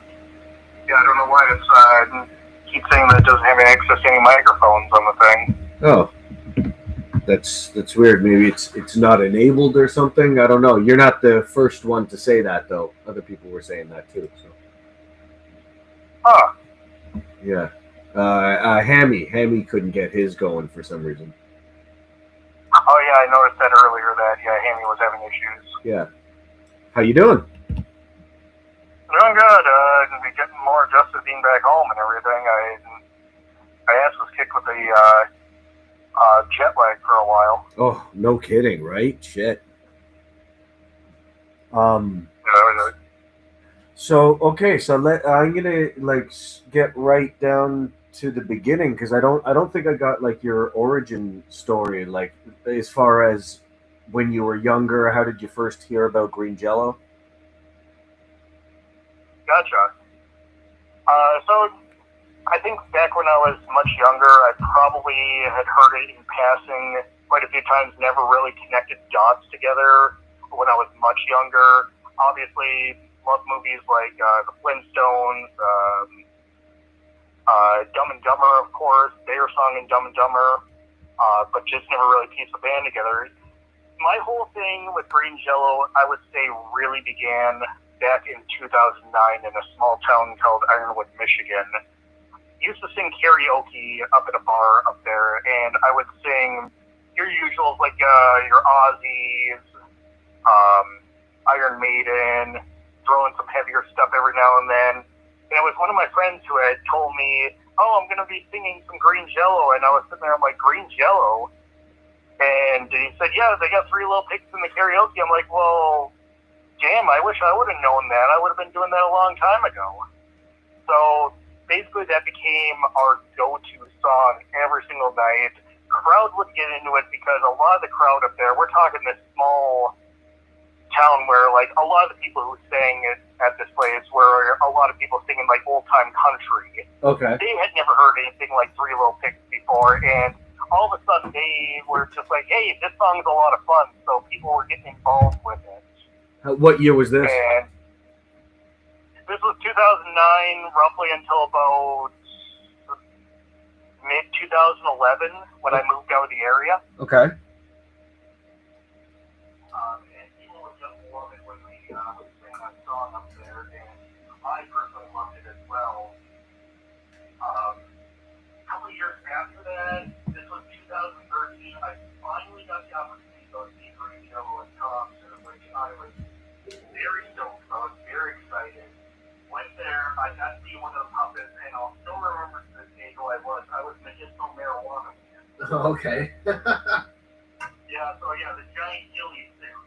And it was my first time, like, really being on a stage in anything other than, like, a high school setup and everything. I had never really done anything like being any part of a stage show, like, especially a concert like that. So, nerves were on high. I was shaking like a leaf.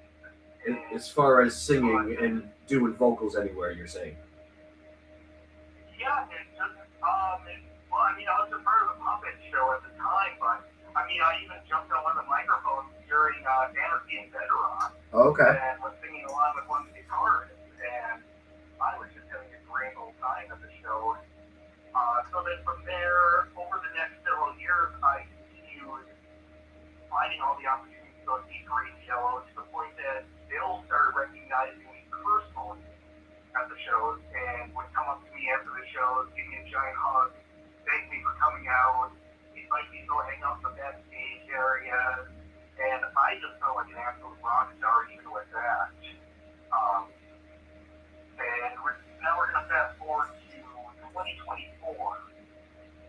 In June, I had gone to the abandoned racetrack up in, what the hell, Unity, Wisconsin. Now I remember. And Bill invited me to come hang out backstage, so I was backstage, and I was more functioning as a stagehand back there, just kind of getting the puppets ready, setting people out. And when they played Serial Killer, I decided to run out on the stage and start singing in the microphone for Two Cans from the Sam, and just had this just adrenaline rush of being up there. Nice. And Bill had talked to me about the X-Ray Arcade, which of course I had given you a story about the X-Ray Arcade. Oh, yeah, that's a good one. Yep. Yeah, Bill was very excited about that show. He had never been there, and he was very much asking me if I was going to be able to make it to that one because he was really looking forward to it. And I told him, like, I'm still working on trying to get my time off here from work. I will let you know as soon as I'm able to get that. So my time off gets cleared at work. I sent Bill a message and say, like, hey, I got my time cleared for the arcade show down in Milwaukee. Just wanted to check with you because I had no idea how it worked or anything in terms of ticket sales. I didn't know like if he was still selling tickets directly or if it was on a venue. So like I asked him, I'm like, hey, I just want to make sure that I'm giving you the most money out of this. I'm like, do I buy tickets directly from you? Do I buy them from the venue? And then that's when Bill sent me 2 sentences, and probably after he sent me 2 sentences, I sat there and I had to read them at least 2 dozen times over and over because my amount of disbelief that I had. And it's forever engraved in my mind the 2 sentences were, don't be silly, you are in the band. That's great. And I mean, for me, it was just like thinking back to when I was a child and just like going and seeing like kids and all these other things, and it's just like that's what I want to do with my life. I don't want to be up on a stage. I want to be in front of people. I want to perform. And I tried out with numerous bands throughout the years. Nothing really ever panned out. I think some people were kind of more treating it like a hobby than actually being serious about, which I mean certainly nothing wrong with that at all. But I had very, very high ambitions, and none of them were really coming into full effect. And of course, as the years kept going by, I started becoming more and more to acceptance with, well, maybe that's not going to quite happen. Right. What Bill came around, and Bill just all of a sudden just took this wild, crazy childhood dream and just said, like, hey, guess what? You're part of this now. Here you go. That's awesome. What's the craziest experience you've had, like with Bill? Like, you know, besides the Nickelodeon place and all that. But like, what you know, now that you've done the whole Europe thing and the whole, you know, like, give me the ups and downs, basically. Like, what, you know, so you know, anything you think would be like interesting for the book that might be, you know, on your mind. Like when people say, "Give me an interesting story about your trip," what do you normally go to? Oh my gosh, I always tell people when they ask things like about, especially about like hanging out with Bill, my answer is I'm like, you just never know what to expect with the guy. I mean, the guy could be being a total professional and get the show right, and the very next second he's making you laugh your ass off and completely forget what you were doing because you're just laughing so hard. I always tell people Bill just seems like the guy he never like has to try to be funny. He's just somebody who can naturally just let things spill out of his mouth, and it's just comedy gold. I just think of so many times, like, probably one of the stories that I would say that I still get a chuckle out of is when we went to Belgium, and Bill was still in the whole goulash thing. And we were telling him about the stuff that was backstage, the food that was prepared backstage. Oh yeah. And Bill said, like, oh, it's not like that goulash, not realizing that that's incredibly offensive to the people in Belgium. So I just remember the look on the face of the woman who was there. She's like, oh, no, it's different than goulash. Oh, really? And I don't remember that. And it doesn't seem like it. But it's such a fun word, though, goulash. And everybody say with me, goulash. And I just remember, I believe it was either Jello or it was Rosie in Fisherman who had to straight out tell Bill, that's offensive to them, stop saying goulash. So he didn't clue in. No, he had no idea. He was just having so much fun with just saying the word goulash. It's funny. And I'm just sitting there, I was just like, oh my god, I don't know what to do in this situation. I'm like, this is hilarious. Yes, this is also like, okay, we don't want to take them off. I better just let. What about the pain in the ass of having to find pool noodles and then drag it the whole way back across the city? So, yeah, I'm just going to say, like, there has not been a single day that has gone by that I have not been missing Prague. Oh, yeah. I absolutely love to get a tour of Prague. I am very much planning out my next opportunity to get back there. But I will say the one time I did not enjoy Prague, it wasn't the heat. And all that, that was miserable too. The one time that was like the word was dragging those damn like about a good mile and a half down the street. Yeah, what a nightmare.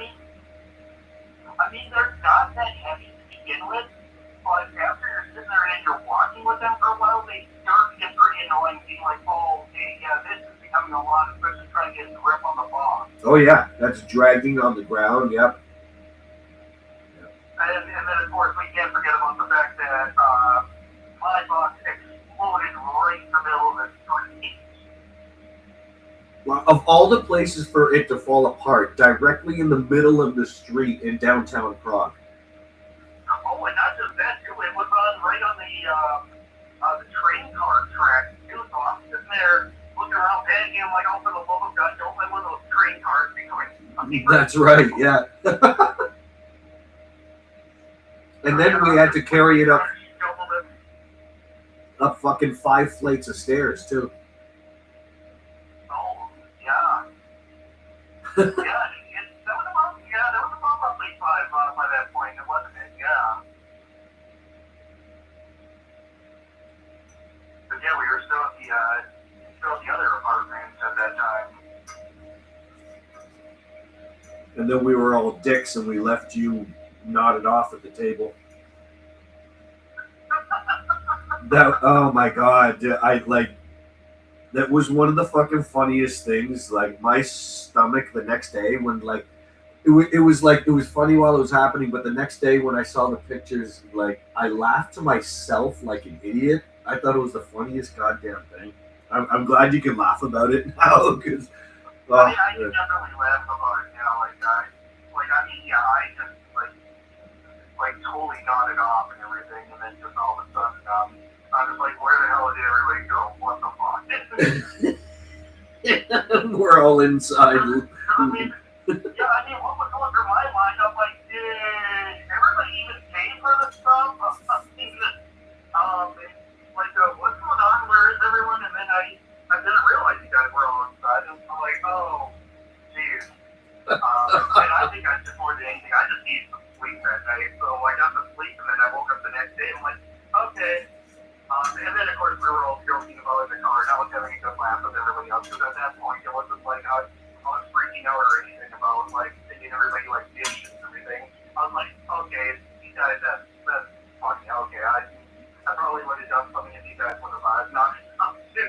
Oh yeah, no, but just like I get it, man. Because in that moment, you're like, "Fuck you! I'm tired. Go fuck yourself." You know that I totally understand. Yeah. Oh man, yeah. But no, I mean, yeah. Everybody had to laugh about it the next day. I mean, I was laughing, and honestly, that's the important part here. Yeah. Awesome, man. Cool. Those are some great stories. Thank you so much. Yeah. Okay, cool. I've been trying to kind of sip on some soup here in between. Sorry, I've been doing this for hours and I forgot to eat beforehand. So I'm gonna. That's perfectly fine. I think I'm gonna fix myself some dinner here myself. So. Cool. All right, Ace. Good hearing from you, buddy. I'll talk to you soon. Yeah, sounds good. Talk to you later. All right. Cheers, man. Bye bye. Yeah, cheers. Bye. All right. That's Ace down. Pardon me, whoever's listening, which is Noah. Get this fan back on. Get this fan back on.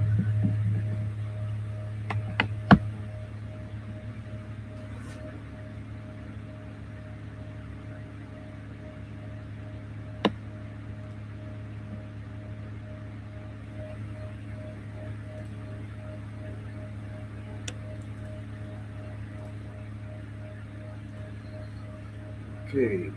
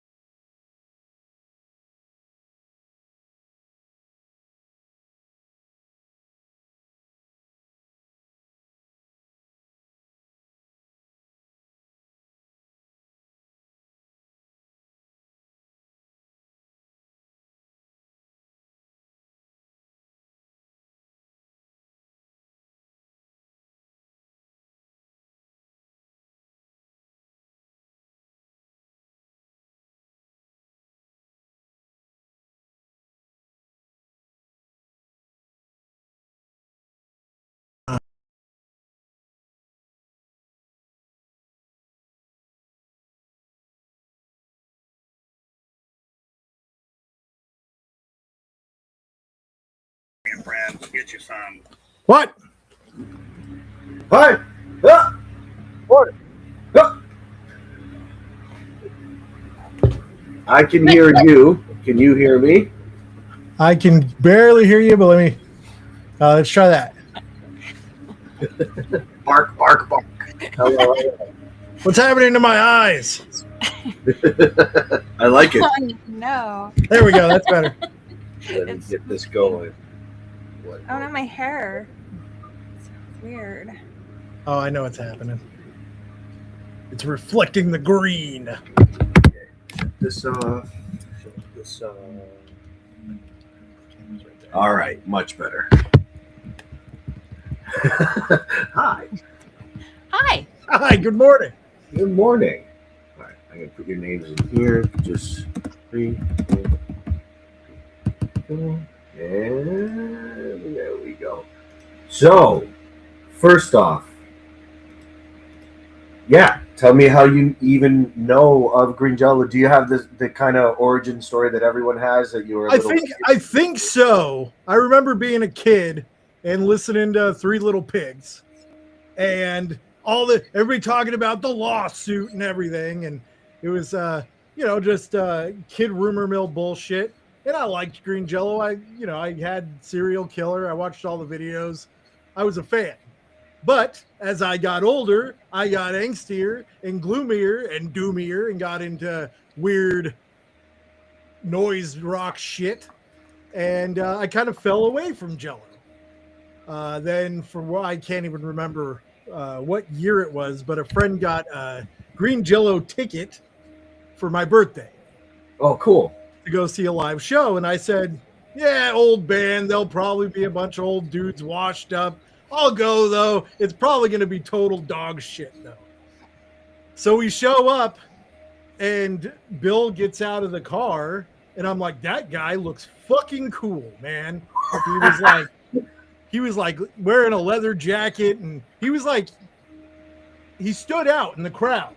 And I had no idea he was the singer for the band. I had no clue. Okay.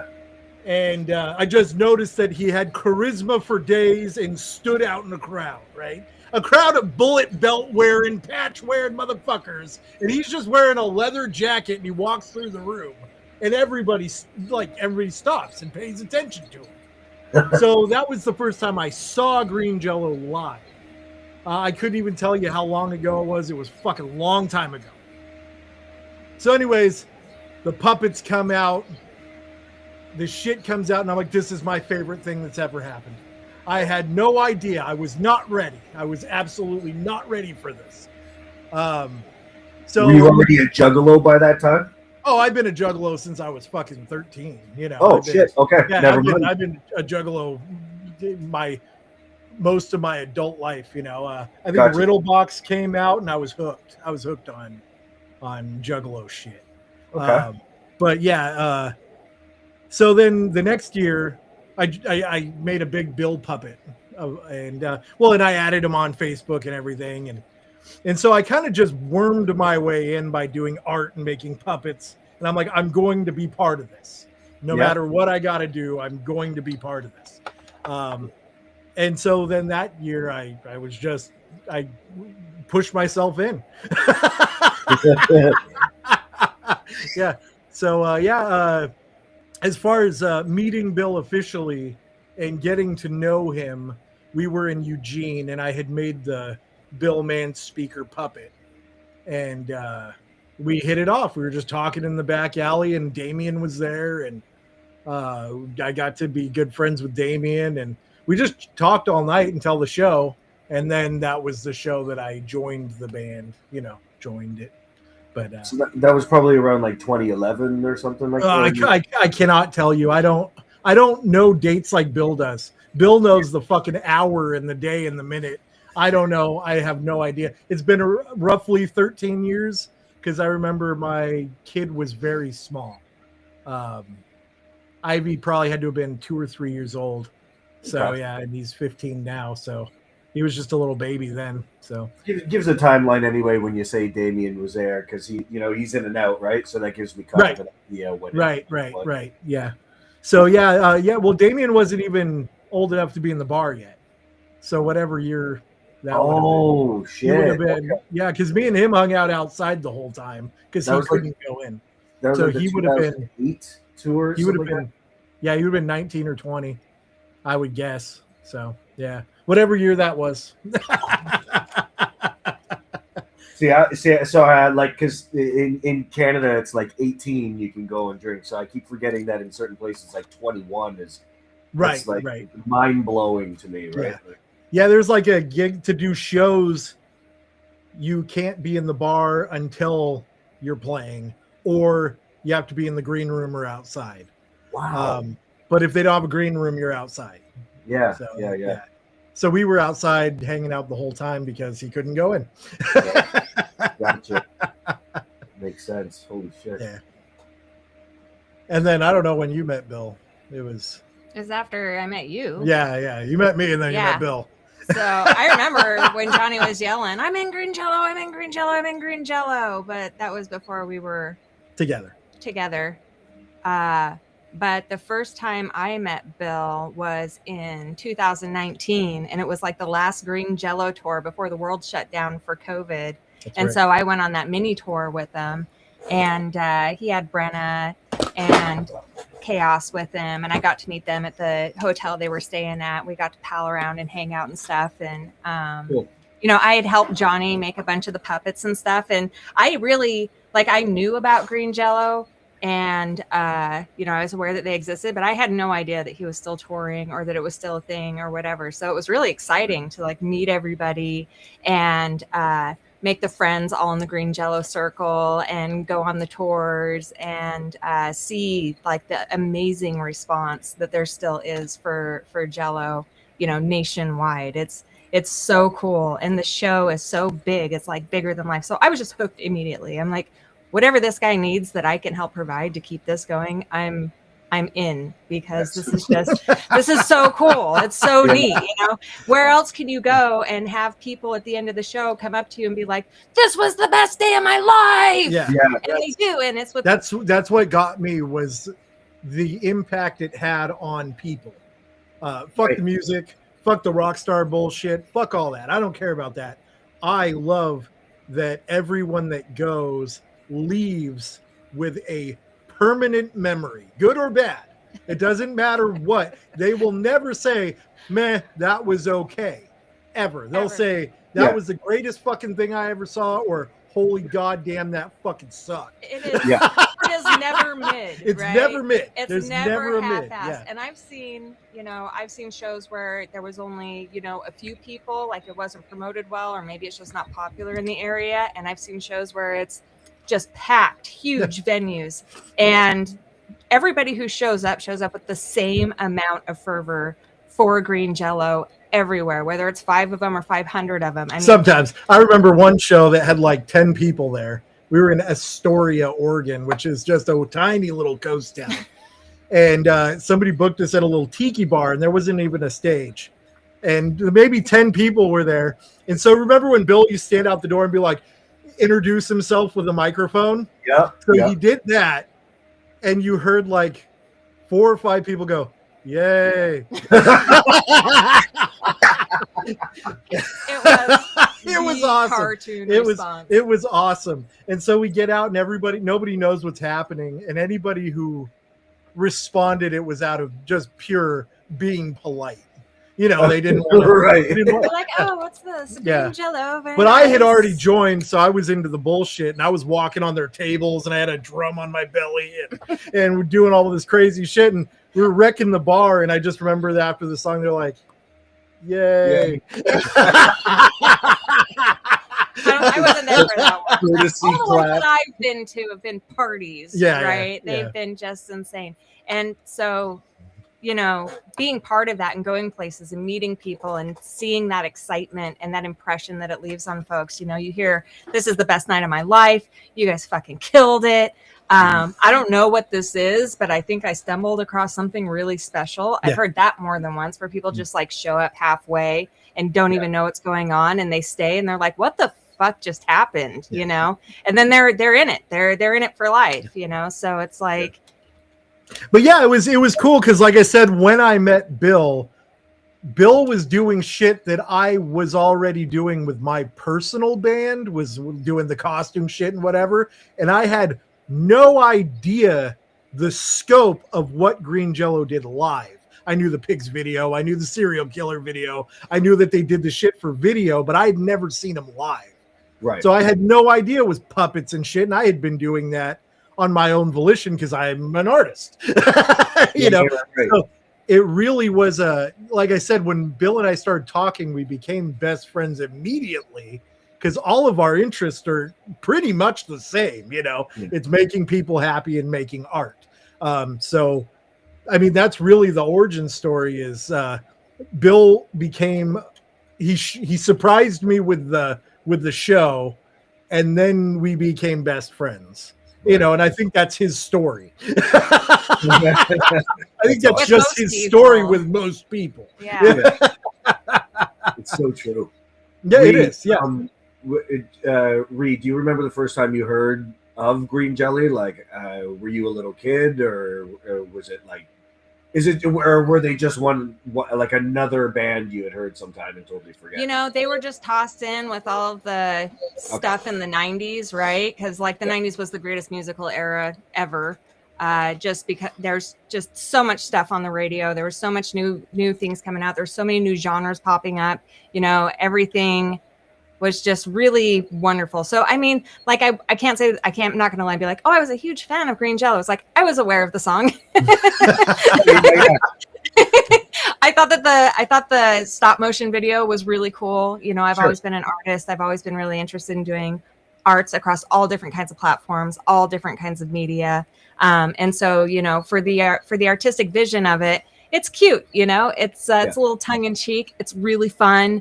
You know, it's experimenting with a lot of different things. That was all really cool. But I mean, I really was, you know, hook, line, and sinker more recently, like 2019 forward, because you just can't feel that through the radio. You know what I mean? Right.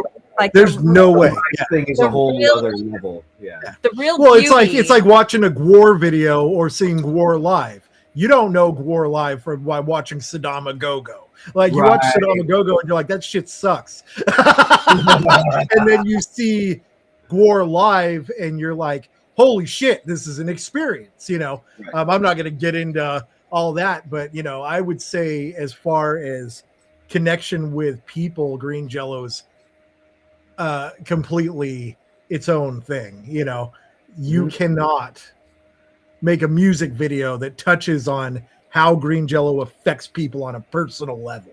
You know, you can't. It just isn't possible. So, and we didn't have the internet back then either. You know, I'll tell you, just like, because I felt the same sort, because I'm not like a juggalo, but I totally respect it now. Like before, I totally didn't really understand it, and all my friends are like, listen to this, watch this video, waiting for that one thing to resonate, you know? And nothing really did until we played those shows with them. And I couldn't take my eyes off the stage. And I'm like, I don't know any of these songs, and I don't give a fuck. Because this you don't need to. Yeah. Right. So like I tell people all the time. I tell people all the time, being a juggalo has nothing to do with ICP at all. Are you a fucking gross sense of humor? Do you have empathy towards other people? Do you give a fuck about your family? The family thing kind of is hit or miss with me, but you know, just because you know, there's a lot of people who will utilize that just to manipulate and take an advantage. But the people, which is actually real. So that's how real families act too. Exactly.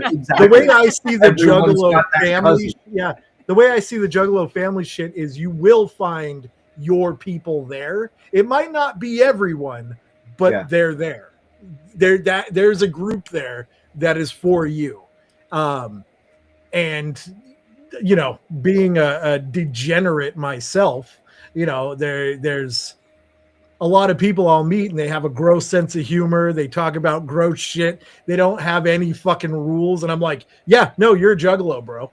Juggalo is about freedom. It has nothing to do with what album can you name. None of that's important. I met people who don't know shit about ICP, and I knew right out the gate that they were juggalos. I'm like, go gather, man. Go Yeah. Getter. You'll love it. It I totally makes sense. remember. Yeah. So I went to the mini tour, right? And it was like Washington, Portland, probably Washington again, because that's how he likes to go. He's like, I know. can't do the Fuck. same state in a row or whatever. It's fun. It is fun. It's always a misadventure. But then COVID shut everything down, right? And so he was doing What the Fuck TV Oh yeah. out of Sacred Farts, Mhm. which was the place that he was living at on Hollywood Boulevard. Yeah. In downtown Hollywood. And we went down there, Oh, and feedback, it was, yeah. well, several times. Yeah. But particularly when I first went to Sacred Farts and spent time with Bill there, I mean, I was just mind blown. I was just absolutely mind blown that he embodies so much creativity, like in every aspect of his life. I mean, he transformed his entire home into a studio so that he could do this project. And then even when he wasn't like actively, streaming or putting on an actual show, he was living there, and he'd leave the door open, and it looks like a business in a business district. So we'd be down there in the middle of the day just hanging out with him at his house. It's where he lives. And like people would just walk in. You'll love this, Rob. We Off were the in there street. having a meeting, learning like 16 songs for the show Yeah. the day before, And right? 3 days from show. Yeah, whatever. right? So Or we're just whatever. hanging out in Bill's living room, and this dude walks in, He's like, "What are you guys and doing he's wearing a here?" cowboy hat, and he's just dressed up head to toe like a cowboy. What are you guys doing? It's like, oh, we're planning a show. And he's like, oh, do you guys know any artists? I'm trying to do an album cover. I'm like, right here, brother. Yeah, he gets Get his outta here. commission. I know, like right out the gate, I get Yeah. a commission just hanging out in Bill's fucking loft. Bill's Cowboy comes just out. walks in and hands you Yeah, one yeah. plate some art just And like Bill that. comes out as Yeah. we're talking to this guy. He's like, "Oh, hey, who's this guy? Friend of yours?" We're like, "No, he just walked in off the street." He's like, "Is this a store? Like, what are you doing here?" And he's like, "No, it's my house. I do a show. And he goes on, "We're doing a big show, and we're gonna be, on later tonight. You should come back and be in the band, because he's always telling everybody, come back and be in the band." And oh man, I was just like, for me, I mean, our entire house is a studio too, but not Yes. like We don't have people. Yeah. Right. We don't have we live in people. the live in the woods, Yeah, you know. yeah. We're we, out in the middle of nowhere. we yeah. have roosters and cougars. Yeah, so basically what he did was you guys got to see something like I never got to see that. Oh, it was Oh amazing. my God. Yeah. We went down a few times. But I Oh didn't- my I God. didn't get to What a actually riot. see it. So like Yeah. you guys got to see that version of the loft, the green Yeah. Jello Yeah. loft, like Yes. there was Yeah. the version everyone knows about, and then the version Everybody's seen it on the internet. Yeah. Right. yeah, Yeah. but Yeah, like yeah, that is so the cool. place he used to do what the fuck TV, and Yeah. oh my gosh, it was so neat the way he had it all set up in there. He had like these 2 raised platforms on either side of the main room, and it was all crazy decorated. I'm sure you know because you've seen the show, right? Yeah, yeah, like yeah. you know what it looks like. Yeah. But to be there Yeah, to, it's like, different watching on when the you're watching show, it. Like, it's Yeah. or different. to be in the room, it was a small space, So- so it was very crowded. But the thing that you can't put into words is how what it did was change my perspective on all entertainment. Because one day we're there and there's a guy who's creeping in the gutters and he's taking pictures of Reagan's butt. And she's like, dude, there's this creepy guy taking pictures of my butt. And I look over and it's Shifty Shell Shock from Crazy Town, right? And I'm like, what the fuck? I've watched these guys multiple times. What? going to Are you shows. serious? I'm Oh yeah, serious, total yeah. dirtbag filming butts in the gutter. Yeah. I was And then the standing- next time it's Andy Dick passed out in the gutter, and then the next time it's the drummer from Cake passed out in the gutter. And so like you see all these big name, super famous people just creeping in the gutters, man. So to me it was like, what the fuck, like you raise all these people on a pedestal when you're a kid.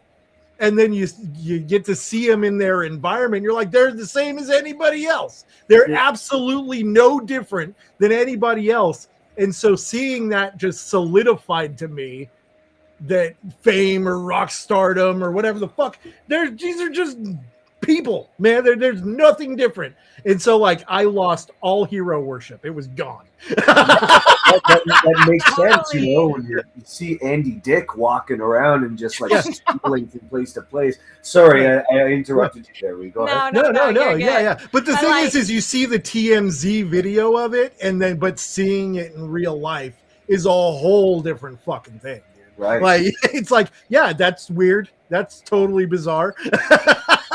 Well, but then on the other hand, like I totally agree with what you're saying. Like when you just have these happenstance run-ins with people who, you know, are semi-famous, Yeah, right? you grew up watching them. And you're like, oh, you're just dudes. So you just hang out like pals. And that's really cool. But I would say that Bill is definitely one of those people that stands out from even that Oh yeah, experience. 100%. And 100%. I think that for me, that has a lot to do with his commitment to what he's doing and understanding the positive impact that he has, and really trying to get as many people activated and connected to something besides just some drab existence of working and paying bills and dying, right? This gives people an opportunity to be creative on their own terms, on their own level. And he's always welcoming everyone. I mean, like, come be in the band, you know? Yeah. He's serious when he says that. If you have something to offer, you want to be given a shot, he gives people Even if you don't. opportunity. Even if you don't. I remember when I went on a tour, I made the mistake of being near backstage, and he came back and grabbed me during the show and pushed me out on stage. And then I was like, okay. He's like, dance. And I'm like, I don't dance. Dance, monkey, dance. He's like, dance, do something. And I'm like, okay, you know, and I'm like doing something really stupid, I'm sure, because I, you know, and so he's like, they can't see you. And he pushes me up to the very front of the stage. And I'm like almost falling off the stage. I don't even know what to do. I'm like holding onto the chair and everything's just going on. And it was so cool. Well, there's definitely a unique thing that happens because Bill, million songs selling, that whole shit. I know it's happened with you as it's happened with me. He's just my buddy. He's my friend. He is one of my dearest friends, and I love him to the end of the earth. Period. That's it. So all the music, say the music wasn't there, Bill would still be my friend. Absolutely. 100%. 100%. Say Bill said, I'm 100%. retiring tomorrow. I'm going to talk to Bill every day. Right. Yeah. Period. You're absolutely right. Like, Yeah. I know for a fact he's probably got very, very deep with both of you, and Oh, yeah. and really got into like, let me help you change your life for the better. In for lack of a better way of saying it. Like, Yeah, for sure. because he's changed my life. He, Oh, you for know, sure. and he's, you know, anytime I have a little problem, he's like, tell me about it. And he's got Yeah. that ear where he remembers every little fucking thing. Because he gives Everything. a shit. Because he gives a shit. Exactly. And it's amazing because I used to think, why is he doing this for me? But then I talk to people like you and I'm like, wow, he does that for everyone. Everyone. Like, Yeah, I don't everyone. know how he has the energy to do that. Like, to You love know, so many so people. You know? I'm kind of the same way. I got like a group of people that I talk to daily, you know, and we'll have group, you know, like, so if anybody needs anything, I get it. But his scale is humongous. It's humongous. It is so big. Yeah, like, yeah. just for example, the other day, I ordered like 40 pool noodles from Walmart for 97 cents a piece, but I was ordering them to make sculptures with, right? Mm-hmm. But you got a better deal on Walmart and they'll deliver them to wherever you tell them to with like a 24-hour notice, right? So I was going to tell Bill about it so that he could like order pool noodles from Walmart and maybe they could just meet him at the venue. And deliver it. Yeah. And so the Walmart people deliver the pool noodles and they're like, okay, I have to ask. Everybody at the local Walmart's talking about it. What do you need 40 pool noodles for? Do you have 40 kids? 40 kids. I'm like, no, I don't have 40 kids, right? Technically, I think we have 300 and something, but you know. Yeah, so I tell Bill this about how the Walmart driver thought that I had 40 kids because I ordered pool noodles. So he says, wait till I order 300 pool noodles. And I said, yeah, but Bill, you do have 300 kids. Yeah. I said, truth. Yeah, you know? exactly. And that's why we all call him Dad, right? Yeah. Yeah, exactly. You do call him Dad, and I love how everyone does that. and it's not just like a few people. Everyone does it, you know. Well, you know, and honestly, most of our parents suck shit. So it's Yeah. nice to have an inspirational role model, even if it was in our adult lives. Because my parents suck shit. You know, I'm sure that's a story that goes across all punk rock alternative kids. Yeah. So like, you fend for yourself. Your parents usually suck shit. So the blessing of people like Bill, you know, and Bill himself, to reach out and genuinely be there for anybody, really, you know, anybody. They're wonderful. What a gift to the universe, you know. That's the way I see it. So, but yeah, I mean, we're all about the right age too. Yeah. Any other like crazy like what's the craziest memory that you have? Oh man, there's so many. Not even, some of not them even just of Bill. like people, like just of like being on the road and shit that you've seen. You know, being on the road was probably, it's between gathering bullshit. I remember one show we did. There was a bunch of people, and they just started stripping us all naked and fingering us. That was while we were on stage. Yeah. So they're on stage trying to play their instruments and sing their songs. So Dad was on the chair in the middle of the crowd, and his pants, or they kept pulling his pants down and fingering his ass. And then they'd come to me and pull my pants down and finger my ass. And when you're on the chair, you can't do much, right? You know, you got your mic, you're holding your balance. And so like, yeah. So I think that was one of the craziest ones as far as like, I'm being raped, you know. But that was one show that I remember. Usually people don't do that, you know, so voraciously, but they were doing it very voraciously at that one show. It wasn't just one person; it was like the crowd. Why was it that specific show? What was it? I don't know. I couldn't tell you. Yeah, I have no idea. Why people do it was just because I think it's because they saw underwear and they're like, "That's coming off." Oh. Yeah.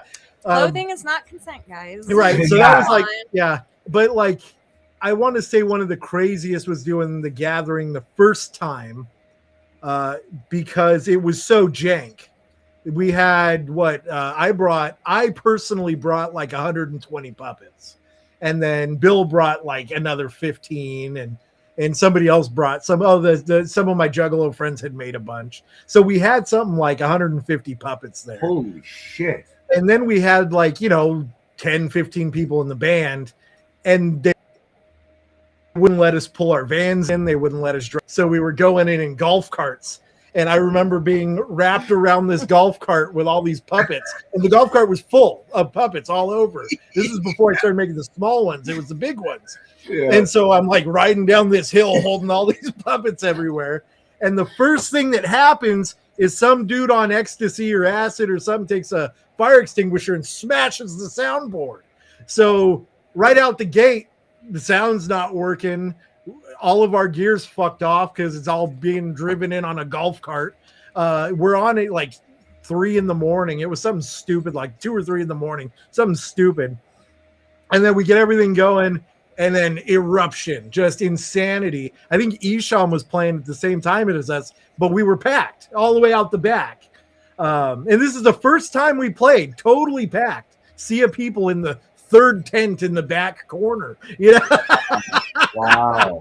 So it wasn't expected. I was expecting it to be a small crowd, but everyone showed up, and then chaos. The whole tent is rocking. I knew it was going to fall. The stage was one of those janky, put together, not good stages, you know, and it's rocking because we have 100 people on stage, and it's rocking. It's packed full. The sound's broken. The tent's wiggling.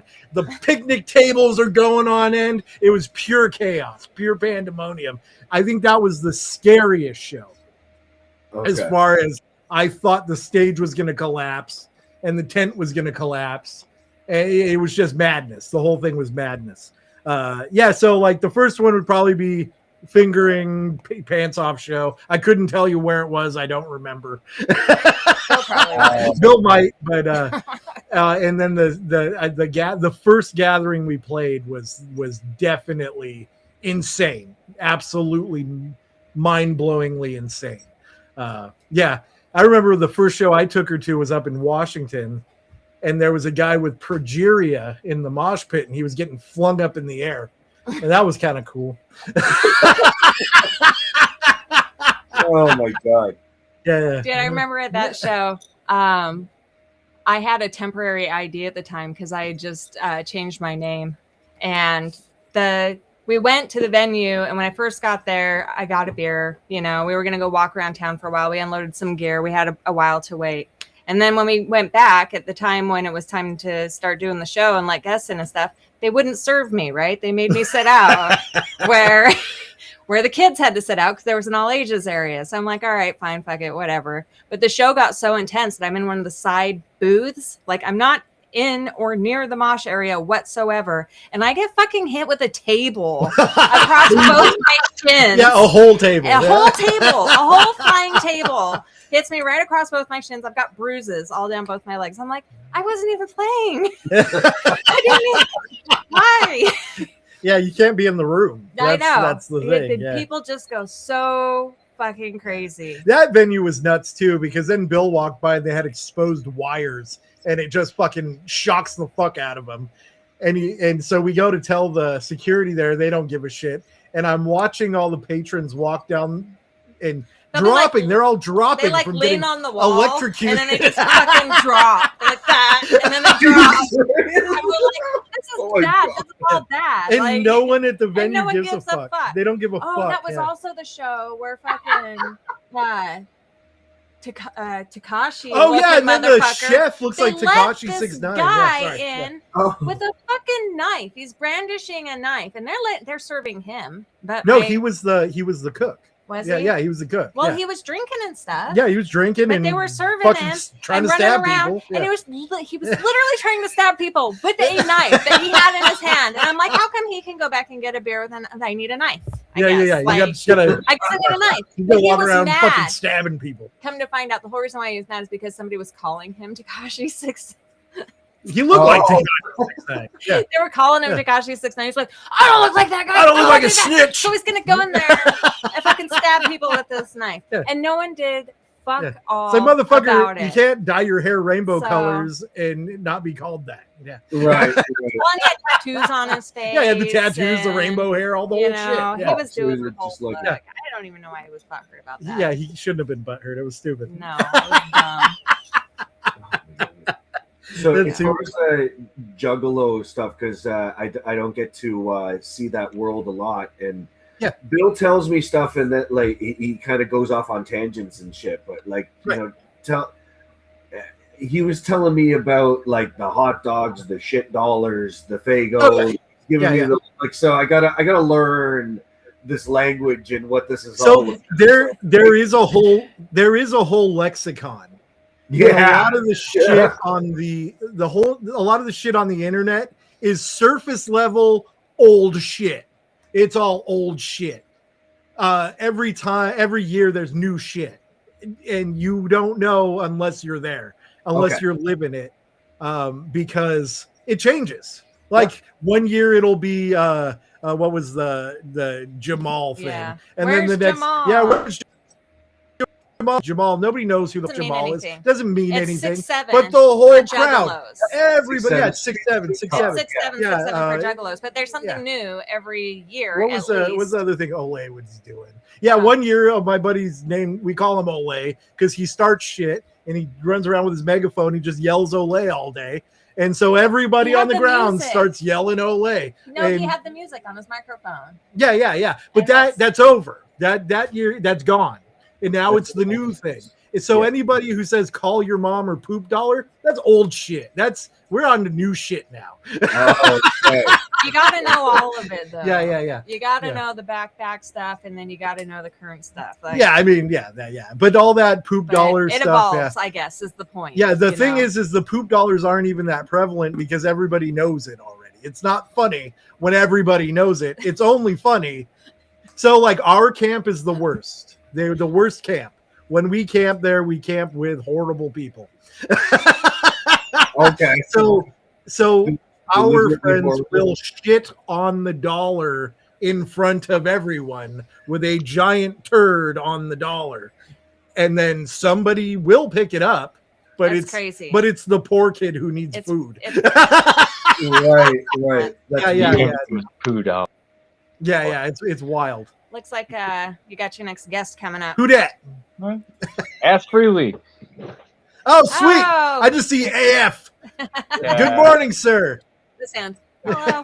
Hey, I'm he's going up. backwards. Yeah. Well, should we get the fuck out of here so Mr. Freely can whatever, tell you whatever's his all good. signals? I can't I- get the I'm fucking gonna pop camera anyway to work. because I got a glam photo. She's got to I'm gonna go pluck get her some. eyebrows. I'm gonna go get some glamour shots done. Okay, yeah. I say leave it. Looks great. Do it.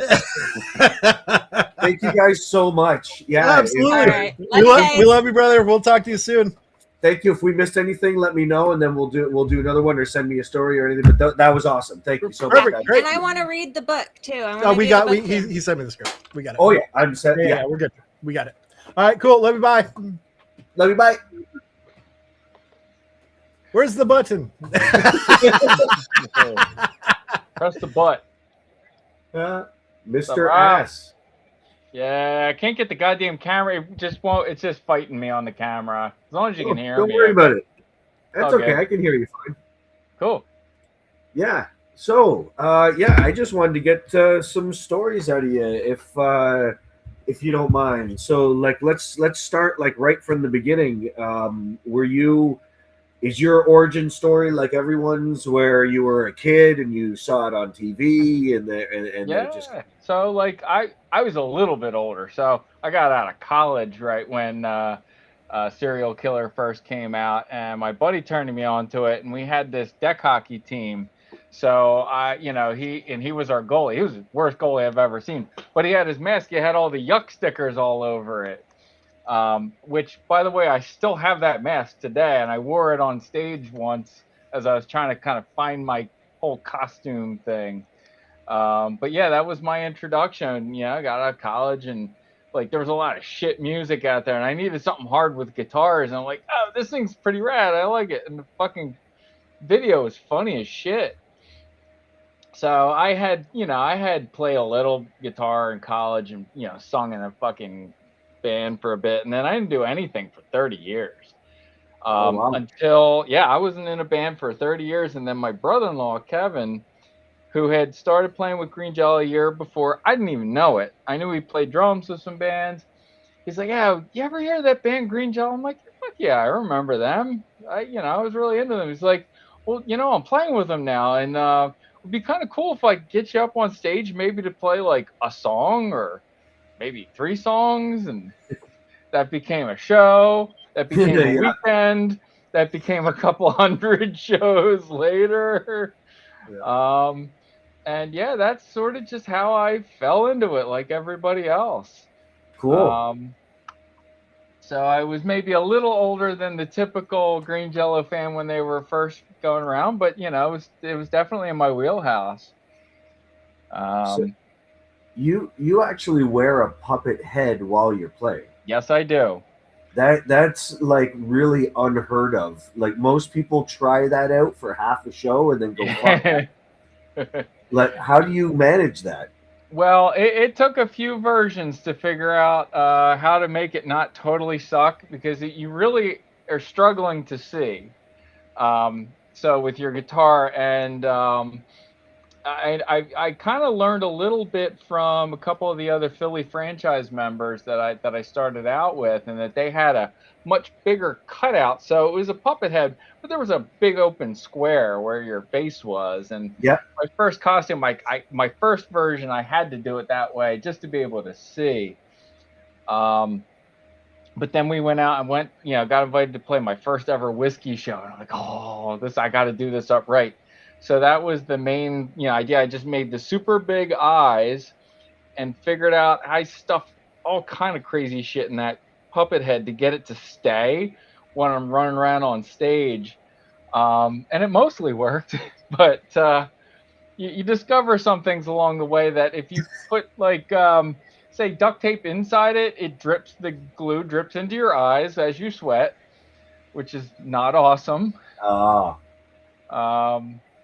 But yeah, it just sort of evolved, and I kind of every version I figured out what I fucked up the last time, and but it trial took a and while error. to find my thing, and Bill kind of really helped with that. It was probably about almost 2 years in.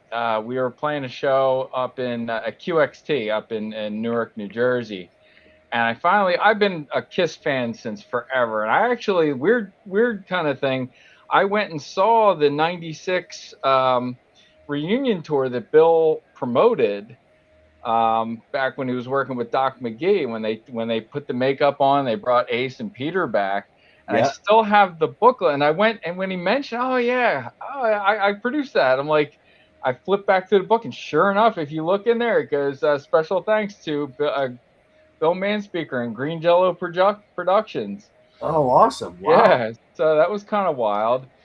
And then the funny thing is another Bill thing is I got the shirt from that show. It had like the 4 faces, and I turned that into 3 pigs, and Gene was the demon, or was the wolf. And I had no idea. I was wearing the shirt the one day, and Bill goes, "Yo, I designed that." So the original tour shirt that I still have was Bill's design from back when he was promoting it with Doc McGee. Wow. Yeah. Wow. Oh, I would love to see that. You still have that shirt? I did. I thought I may have actually wore it at the Pilsen shirt, but I can send you a picture of it. Yeah, a picture would be great. Along with the original that it's based on that Bill had designed back in the day. But yeah, he's also sort of an inspiration. Like his whole "I'm gonna go to Europe and I'm never gonna play the United States again" is the inspiration for my local band, because we're like, fuck, man, I want to keep the party going. I mean, Bill's leaving us, and I don't want to stop playing. This is awesome. So I formed the Geriatrics with Kevin, and we're still going. Now, funny little thing is Bill, about 90 days later, said, "What's a visa?"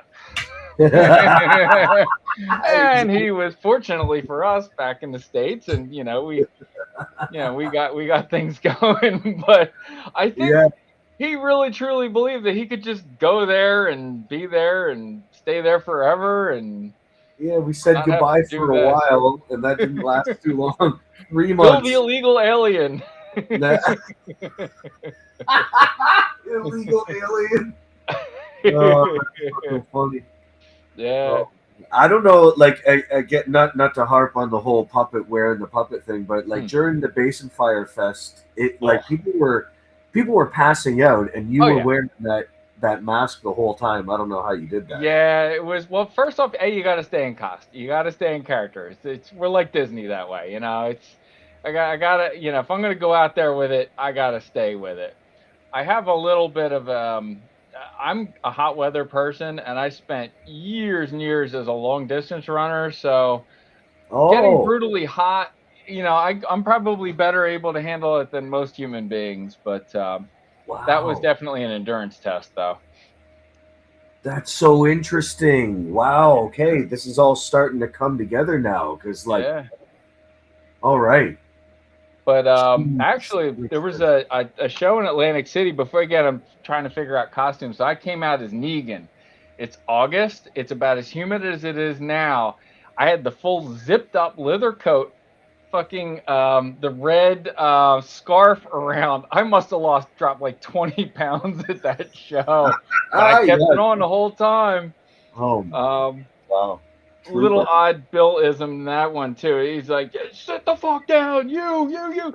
There's this one big mean looking dude that was not gonna sit down, and Bill didn't back down. But I think at the end he's like, I think I don't want to get beat up by this really big mean looking dude, so maybe I'll just let him do whatever the fuck he wants. He backed down a little bit. Yeah, this guy was intimidating as fuck, to be honest with you, so I don't blame him. Right. What's the craziest, funniest, like, Do you have any wild stories that you witnessed with Bill or anything that like? And I was really trying to think that through. The funny thing about Bill is, as crazy as he is, he's surprisingly mellow. You know, when he's not in full like on stage mode, Yeah, he's chill as fuck. Mostly when he's yeah. not chasing down promoters in Canada or anything. Right. Yeah, um, everyone's got that Still story. don't know how he made it out of that country without getting arrested, but you know, Yeah. that's another story How for did another you day, learn right? about it? You didn't tune in live to see that, did you? No, wait, no, I think I was following it, but I don't think I was in for the actual live stream as it happened. Okay, okay. Yeah, like I'm just trying to think of like, crazy like. So what brought you to Basin Fire Fest? Like, just you came all the way just for the one show? You know what it was is regret over not being able to do Sweden Rock. Like that was like the one thing. Like fuck, if I could just play a show in Europe, and we've been going over the last couple of years a lot. Once COVID kind of let up, I'm like, fuck, I'm not waiting to do anything in life. I am just gonna do it now. So we're Yep. like, my wife and I were like, hey, we could make a vacation out of this. You know, hit Rome for, and then finally get to play this cool. I actually was thinking of doing the Poland run until the Basin Fire thing came up, and then I was like, you know, that way I could bring her along. She's a teacher, so she only has off in the summers. It's kind Oh, of fun convincing her to get on stage with us. I think part of it was she didn't want to be by herself in that mosh pit. And she said it yeah. was one of the most fun things she's ever done in her life too. She Oh, finally cool. That's gets awesome. it. Like why this is such a thing for us, you know? Yeah, yeah. And it is a little bit addictive, I gotta say. Um, but Yeah, overall, like all the things that we do, the travel, the putting on the crazy ass costumes, I think Bill taught me one thing, like be entertaining first. People are yeah. actually spending money getting out of their house when they could otherwise just be sitting around getting high and watching Netflix, which I kind of wish I was doing right now, but yeah, I know. I'm Gelios, although I'm no good with flour. I think the edibles kind of do it for me. I can vape, but I just start choking like a bitch when I try flour anymore. Oh, really? Oh, okay. Yeah, but Someone was just telling me a funny Bill edible story where he. oh Jesus, Oh, yeah, because he doesn't do edibles, right? So I no, think that was funny. But yeah, no, that was really cool that you. It's weird that you say that about the Sweden thing because that Sweden show was actually a show that I set up, nice. and I didn't get to go because shit got fucked up with the. Oh man, there's a whole story, but anyway, I booked the show, and then Bill was like, "Okay, I'm gonna book a tour around there." Yeah. So the guy from Sweden Fest was like, "What the fuck, dude? You're booking other shows like close to my show. You can't do that." So Bill had to negotiate with him. So then the rider became less than what I negotiated, and Bill took over. So it's like, okay, I still get a commission for booking the show, but I don't get what I asked for as the guy booking the show, right? Like I asked for a little extra to fly me and someone else out there, which was another guy in the franchise band to play with us, right? And yeah, when I found that out, I'm like, okay, well, I can't go and pay to play. That's just not gonna work out. And it ruined me, man. I couldn't believe I missed it. So it's neat that my redemption was playing the same show that redeemed you. So absolutely. And thank you a million for making that happen, because that was a bucket list thing for me to play a show overseas. Same. A festival. I've never played a festival before that, and I've never played overseas before this year, right? So like to be able to do all that, that's cool that you and I shared a first there that day. That's totally. Kind of related too. The dream come true for me was the Kiss Cruise. I mean, obviously, as freely. I mean, the tie-in couldn't be more relevant. But like I was a 9-year-old kid that was just absolutely fascinated with Kiss. Like that to me, Ace Frehley was like that taught me what cool was. Okay. You know, for me, and so to be able to do that with everyone and have that 6 days of bonding and playing and wreaking havoc on us on a boat where they couldn't get rid of us until the end, was just awesome. And I gotta say, for the indoor show with Kiss, like I was a 9-year-old kid again.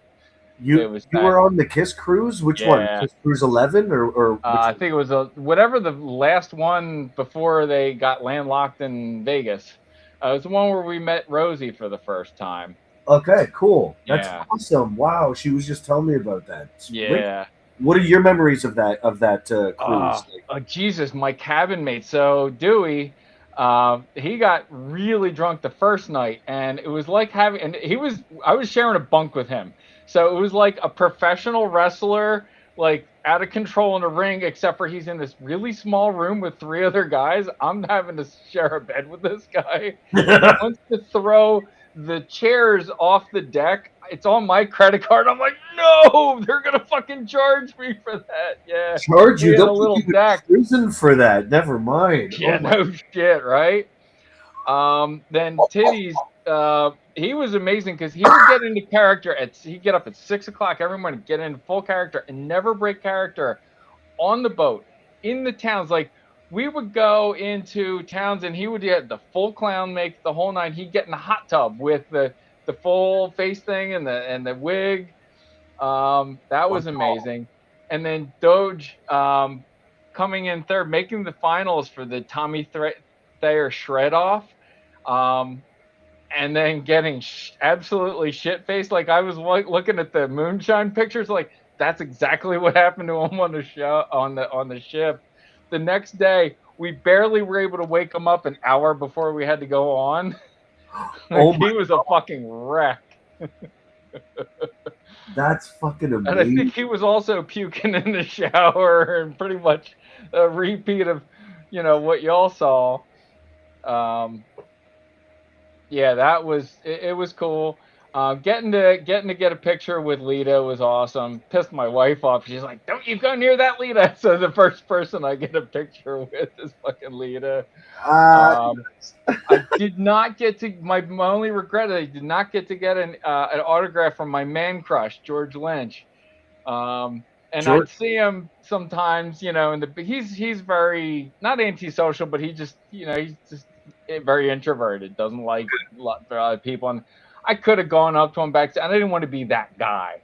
But that's my big regret. Yeah, it was wild. Like hanging out with Tracy Guns and the guys from LA Guns were fucking great because he got the jokes. We bum rushed the stage because Dewey's like, you realize we have artist pass. There's nothing to stop us from going up on that stage for the All-Star Jam. Get your costume. Be back here in 5. And we did. We bum rushed the stage. So Tracy Guns is up there playing a solo, and Titties is there with his triangle playing along, and Tracy's laughing his ass off. Whoever the singer was pissed. And we're just up there having a fucking blast. That's hilarious. It was great. And Dewey's always like, you know what? There's nobody to stop us from going up. Oh my God, that is. There's like 1,500 people in the crowd up on the deck, and it's Tracy Guns. I forget, it was a bunch of other like legit all-star people that were obviously way better musicians than us. And you just kind of helped yourself up. Fucking helped ourselves and went right up. Better to beg forgiveness than ask permission. Yeah, exactly. Oh, that's brilliant. Oh my God. Yeah. I forgot that Dewey and Doig were on that. Oh yeah, we were cabin mates. Oh my God, that is funny. So... Funny. I know this is about Bill, but fucking one of the funniest damn things I ever saw with Titties. He used to have this. He had this like rubber chicken thing that it squeaks and everything. And this little kid comes up to him, and he's like, playing around with him, like squeaking the whole thing, and he sticks it in his belt. And then the little kid comes up and then goes and starts grabbing the chicken and pulling on it. We're the deck above looking down at us, and we start fucking howling laughing because you know what it looks like. Exactly. The mom's there, she's laughing, taking pictures. The grandma is just about hysterical, taking video. I think at some point my ribs hurt. I think I had to be on the deck like prone because I was laughing so hard at this scene. And of course, Dewey Dewey posted and Titties was pissed. He's like, God damn it, they're gonna think I'm some kind of pedophile clown now.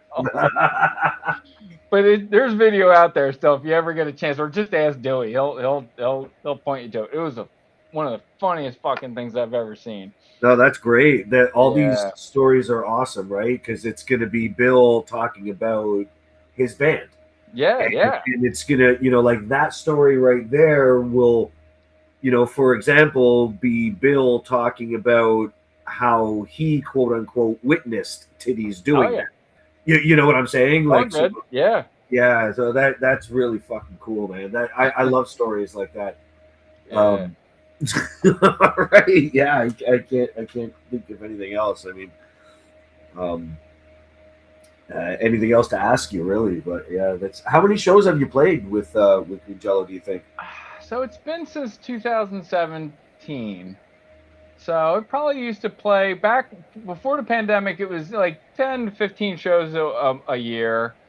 And obviously, once he was doing the WTF stuff, I got out to like the first legit whiskey show that they were able to play. And then it's been more spotty because he's only been out this way, not as frequently. And the Philly franchise doesn't quote unquote exist anymore. It's pretty much just Kevin and I. Right. But there's stuff like, if I hate traveling, but I always get the Jones to go play music as art. So I'm on the fence about going up again this year. It is fun. It's just I hate being in a car for 6-7 hours. Like I don't know how y'all do it when you all get in the vans and whatnot together. Yeah. I would go to. It's like not far from me. It's about like a 5 hour drive, 5-6 That's hour not drive. too Something like that. bad. But, I can't get into the States right now. I'm not allowed, unfortunately, right? So That that's sucks. yeah. So I mean, everyone's going, and I would love to be there, but yeah. Oh man, yeah. Thank you so much. Oh, no problem. Quick side note: I dumped an initial guitar rhythm track for Out Devil the Devil. So I'll Oh, message you separately. I didn't want to bug you because I know you had this going on. But to just give it a lesson and just see if you need me to like punch in or tweak anything. I wanted you to listen to that before I worked on any like fills or anything. that's on BandLab right now. Yeah, I literally just uploaded it last night because I was working the track a bit. I probably could do a better take, but I wanted you to kind of give me if it works for you as is, then groovy. But I can punch in or I can No, and I'll then have a listen. I'll let you know. I'll be honest. okay. I Cool. almost had a little bit of trouble trying to line things up in BandLab versus I'm used to other things. So, but it's lined up with the demo track. Yeah, to be honest with you, BandLab it works for what it is, but I Yeah. find that if I just take everything, going to take it offline and go locally and do it in Reaper and then bring it back onto BandLab after I'm done with everything and kind of re-upload it. That's so everyone else can dick around with it if they need to. That's what I'm And finding. I did like nothing with it, no EQ, nothing. I want to just let Chud do whatever he wants to do with it, keep it clean, Cool. and go with it that way. Thank you so much, buddy. All right, Thanks. I appreciate everything. Cool. Good I luck will. with it. I'll get back to you about about that track. Yeah, I've got to get to work on that sometime this week. I haven't set a date on what day I'm going to be working on the soundtrack, so I'll let you know. No I'll keep worries. up to date. Awesome. Thanks, man. Take it light. Thank you. Cheers, man. Bye.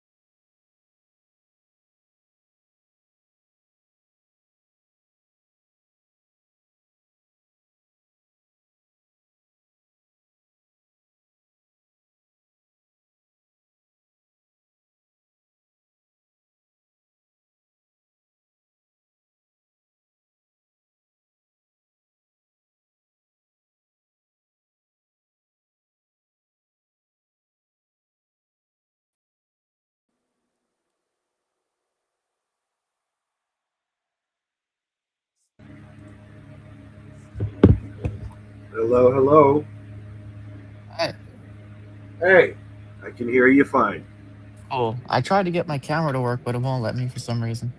That's okay. You're like the third person that's happened to, so I don't mind at all. All right, Cool. cool. Right, I got everything recorded. All right, how you doing? I'm good. How are you? I'm all right. So, start off with tell me how you first heard of Green Jello, like back in the day. Were you a kid or were you a bit older when you discovered the band? I was I was definitely a very little kid. My dad had a VHS tape that he recorded of Headbangers Ball in the '90s, Cool. and when I was probably about 6 or 7 years old, I think I used to watch that, and there was a Three Little Pigs video, and I was pretty obsessed with that. And How then, Sorry, yeah, do you go ahead. mind if I ask how old you are? I'm 29. Oh shit! Wow. Okay, I'm sorry. You're like, you're the first person so far that had that kind of origin story. That's wicked. Sorry, go on. Go on. That's so cool. Um, so I was always a fan since then. I was super into heavy metal and rock and roll and all that kind of stuff all my life. But I think it was when I was about 15 years old, I went to see Green Jello live in Miami when they came through a comic convention.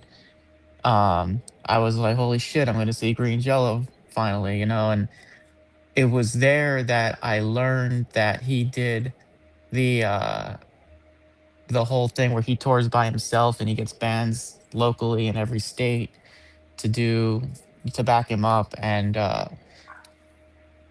I was an aspiring musician, um aspiring drummer. I played in a thrash band at the time, but I really wanted to become a professional musician. And when I learned out that's how he did things, uh about a year or two later, when I was 17, he was coming back through South Florida, where I'm from, and I was like, "Well, now I know how he does things." So I was like, "How can I get involved?"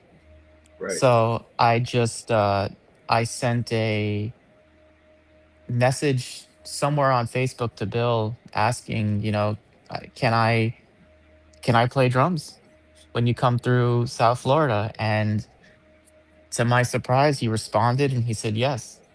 And he and I went back and forth, and I was trying to put a band together for him. Uh, I got a bass player. He brought a guitar player, and we never officially like he told me that he was going to come down early in the day or the day before or something, and we'd rehearse, and go through the set, Yeah. you Right. know. And I was like, okay, cool. And as you said, yeah, right. um, I remember the day of the show, like he messaged me and he's like, "Yeah, so we'll be there about 4 o'clock or something." And I'm like, "You can come to my house and rehearse." And he's like, "Okay." And I was like, I didn't expect him to be like, I'll come to your this random guy's house, but he was totally open to it. But then again, he showed up even later, and he's like, "Oh, we'll just meet up and rehearse in the parking lot." And um and so I go to the gig. It's the venue's about like 30 minutes from my house. And um he shows up. I said, well, there's no parking lot, it's just kind of street parking. And he said, well, we'll rehearse on the street. And uh we met up. He had Chaos with him as a very young baby in a stroller. I think it was the introduction to Chaos tour or something like that. Um and we met up, and he kind of just ran through the show with me and the rest of the band on the sidewalk outside the venue. And there is video of it somewhere, but um I would love to and see that. yeah. And uh we ended up playing that show that night, and I was the only drummer. And I knew the songs. I'd seen them the one time before, so I kind of knew what to expect and how to follow along. And um, but I just remember that we kept like he was doing more of the costume changes back then. He kind of phased that out a little bit more, but we kept doing the costume change parts, and like I kept ending the costume change parts too early because I was like, how long can we do the Green Jello Sucks theme song? Right. While he changes. But then I like ended, and he's like, you guys ended way too early. Like we heard that, like he was out in the alley changing costumes. He went on the mic. You guys ended way too early. Play something else, you know. And I remember like I didn't catch a couple of his cues, and he was like, hey, play the song. Screaming at you. Yeah. Yeah, and uh, ever since then, him and I became pretty good friends, and I went on to become a professional drummer. I was 17 when I played my first show with Green Jello there, and um, it was a really good introduction. Or it was my first time playing for like a big band. Since then I went on to play for some bigger bands. Like I played for Ingve Malmsteen. Wow. Uh, No kidding. uh, yeah, I played for Ingve for 5 years. Um, and I also played in this band called Enforcer, a band called Night Demon, all on like Nuclear Blast and Century Media Records. And Oh shit. now I'm a full blown professional drummer, but I really owe my start to Bill. And every success I ever had in music, Bill was always there to congratulate me. He Every really time. did. He really kept uh, close watch on me over the years. And every time I had an announcement, I just joined this band, or I'm doing this tour, oh, I'm going on tour with King Diamond, opening for King Diamond. Like he's always the first comment. Congratulations, so proud of you.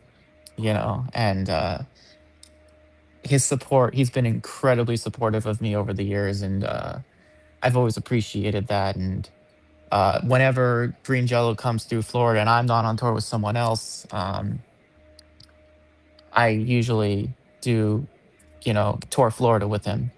And I've toured Florida with him a few times, and um, I've never spent so much time around the most eclectic group of people, but also the best people at the same time.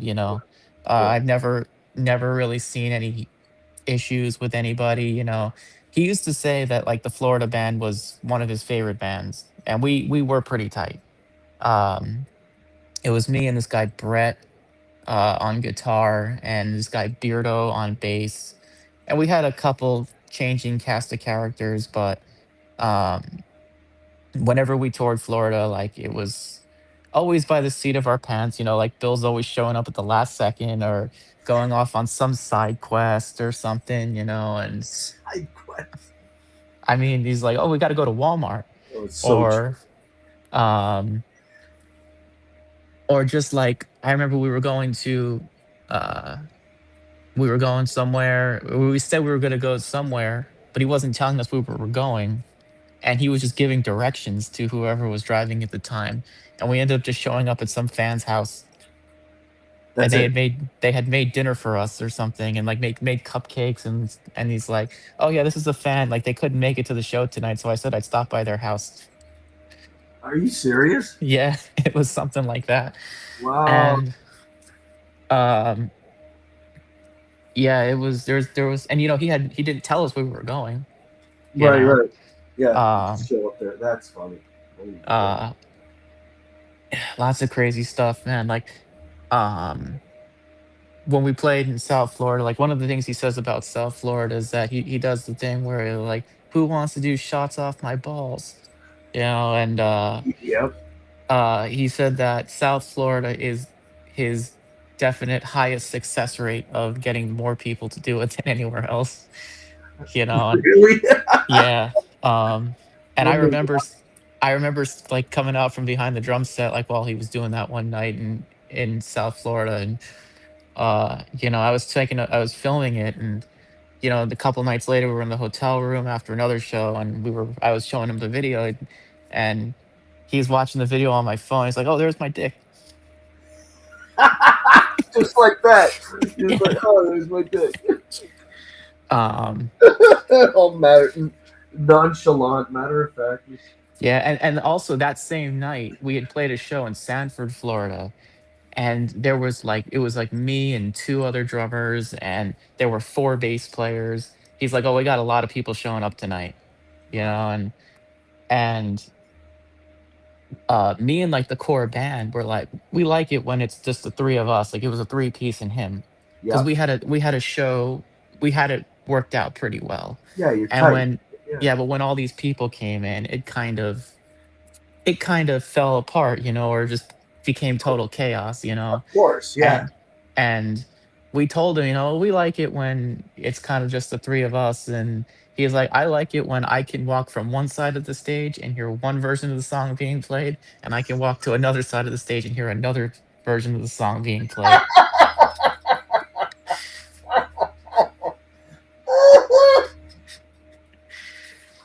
Oh, that's fucking hilarious. He said that? Yeah.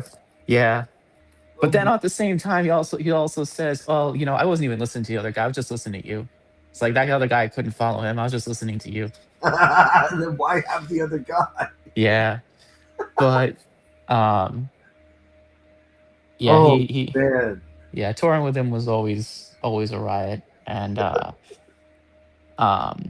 the last time I toured with Green Jello was just a couple of years ago, and he had a more steady band at this point. But I drove him I picked him up from the airport, and we drove all across Florida. It was me, him, and Chaos. Chaos was in my back seat, and I was carting him around Florida, and again showing up at the last minute every night. And I was like, I got to set up like a drum set. I know it's a small drum set, but Still a take lot. some time. Yeah, but no, at the same time with all the chaos, like I really have to say the care he shows to chaos Yeah. is admirable. And we went to a an alligator or crocodile farm or something like that, like in Tampa, and uh the owners were like fans of Green Jello and gave us all a free tour. And um we got to see all these crocodiles up close and everything. And uh at the afterwards, me and Bill and Chaos were driving to the next gig, and Chaos said to Bill, you know, thanks for taking me there. That was really cool. And, I really enjoyed talking to those people. And Bill said to him in my passenger seat, he's like, that's what being a rock star is all about. It's being nice, it's being cool to people and meeting new people, and being a good person and making friends. And I was like, wow, you handled that really well. Yeah. That's a really great message, to tell your kid, that's what being a rock star is about, is being a good person, making friends. It's not about ego. It's not about, um, but, so I've always respected that about him. And him and we've always gotten along too. Um, and, yeah, I was just thinking as I got off track a bit, but I was saying how he says he likes one version of the song being played on one side of the stage and the other. That Yeah. night when we had that many people on stage, uh, we had some video of the show. We were reviewing it with the band after the show in the hotel room, and we're like, all right, cool, and uh Bill says he's like, who is this guy? And he's like, Brett, who is that guy? And Brett's like, I don't know. And hey, Beardo, who is that guy? He's like, I don't know. It's Brian. Who is that? I was like, none of us knew who one of the guys playing guitar or bass for us was. Are you serious? There was just a Yeah, guy on there stage. was a guy who just showed up, and like actually, during sound check or like the intro to the show, like he's saying, turn up as loud as you can. Turn up as loud as is like, who are you? Are you playing guitar? He's like, are you playing guitar for us? He's like, yeah. And he's like, then turn up as loud as you can. And then afterwards, he asked like, who was that guy? And yeah, none of us knew. Oh, that's almost creepy. It is, but it's just also like what other situation, like what other band in the Like what world? other? It's like, oh yeah, that guy played guitar for us, and we have no idea who he was, Some dude crashed the show and you had no idea. That's funny. and he did fine. He did fine. Yeah. Wow, that's wild. Oh my god, Um. that's fucking funny. Yeah. Um. And also too, like, uh, I'm not so much of a guitar player. I'm a competent guitar player, but I'm mainly a drummer. But I always wanted to play guitar in a band. And the last time I toured with Green Jello, I told Bill, it's like, can I come out and from the drums and play guitar for a couple songs or something? I've always wanted to have that experience, and he's like, yeah, sure. So I got to live out a couple years ago my dream of getting to be at the front of the stage, Oh, And I cool. remember, and that's another thing I've experienced because of Bill,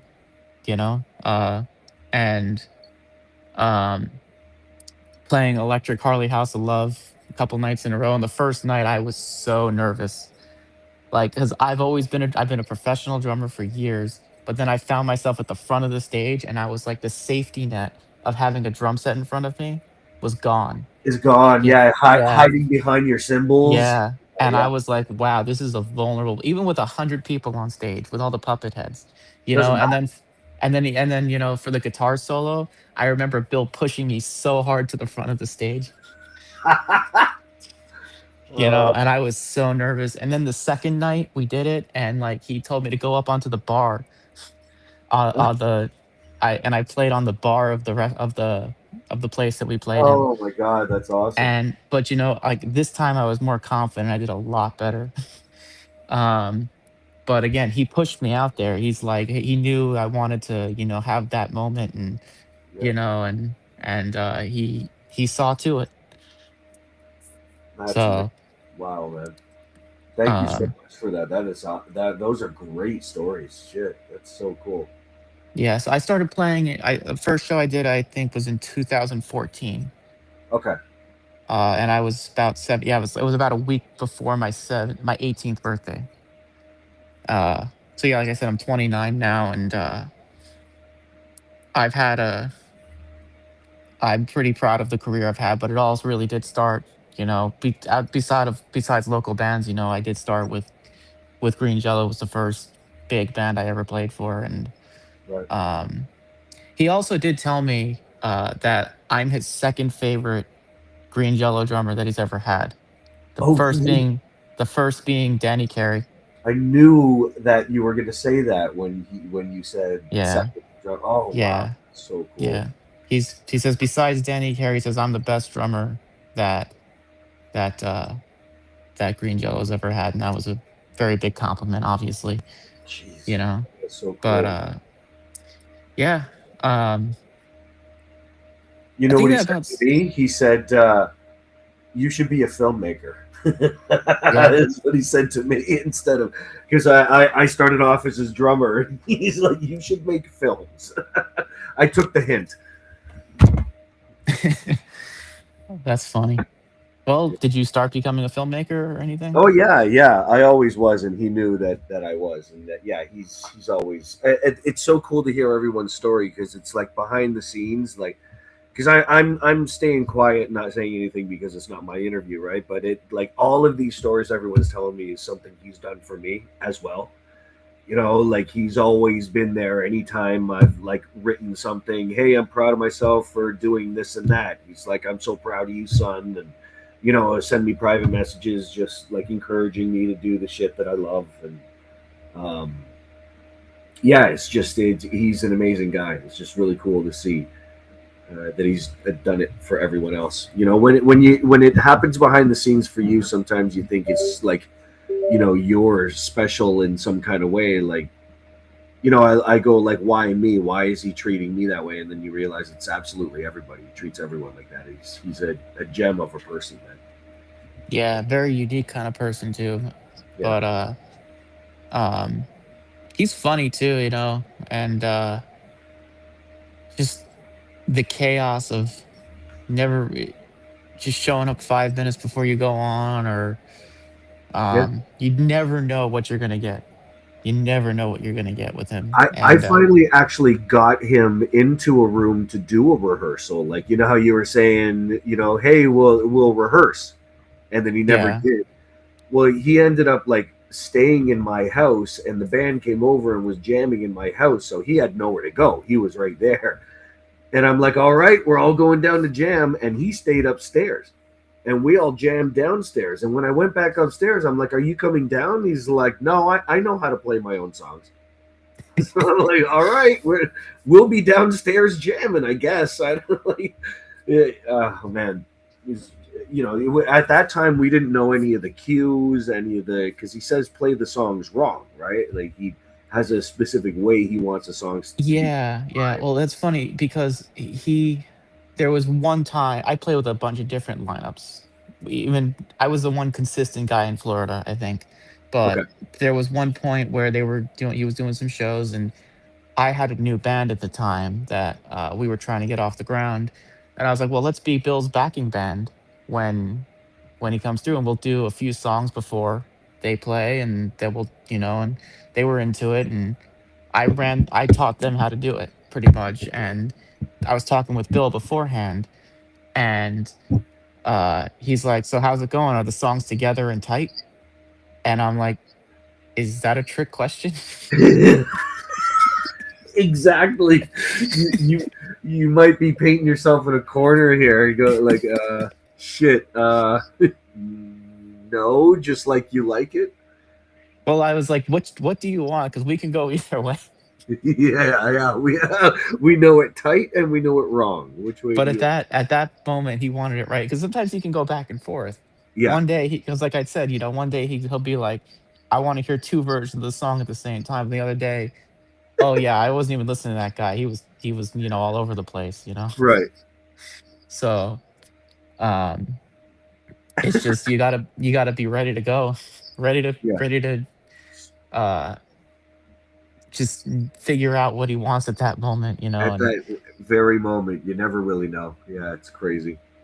but like That's I know that he always enjoyed playing with the Florida band. It's like I remember Stu, the guy who worked the closest with him, he was like, he doesn't really do encores a whole lot, but he always does encores in Florida.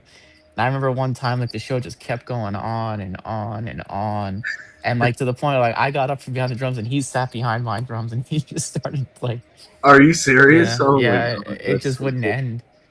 Oh, that doesn't even count the time that we went to the Bahamas. I just remembered that because he did some show in the Bahamas, and he was like, he told me about it. He said, "Man, there were so many people there, and the band just sucked." He's like, they were not ready. They didn't know the songs. They didn't know Oh, how to do it. And he's like, there were so many people. So he rebooked himself in the Bahamas. And he's like, "I'm going to fly all you guys out, the Florida band out to the Bahamas." So we went out there, and I remember getting there, and we go to the promoter's house. Like we land at the airport. The promoter picks us up. Him, his wife, and his kid, they go somewhere else, and me and the band, we go to like the promoter's house. And like, "Oh, you're gonna stay at his house." We're like, "Okay." And we show up at this guy's house. He has no floor in his house. It's just like concrete. And like he's got his entire extended family living there. And I remember like there were no chairs. I remember like once we were all there, everyone was sitting in a room, and I was looking around. There was no place for me to sit, and I wow. was like, "I'm not sitting on the concrete floor," you know. And like I said, Do you have like another chair?" And the guy's like, "I got a bucket." A bucket. Oh, flip it And upside down.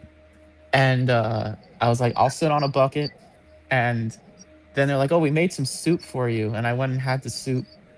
And I came back, and I was like, "The bucket was gone." I was like, "You took my bucket."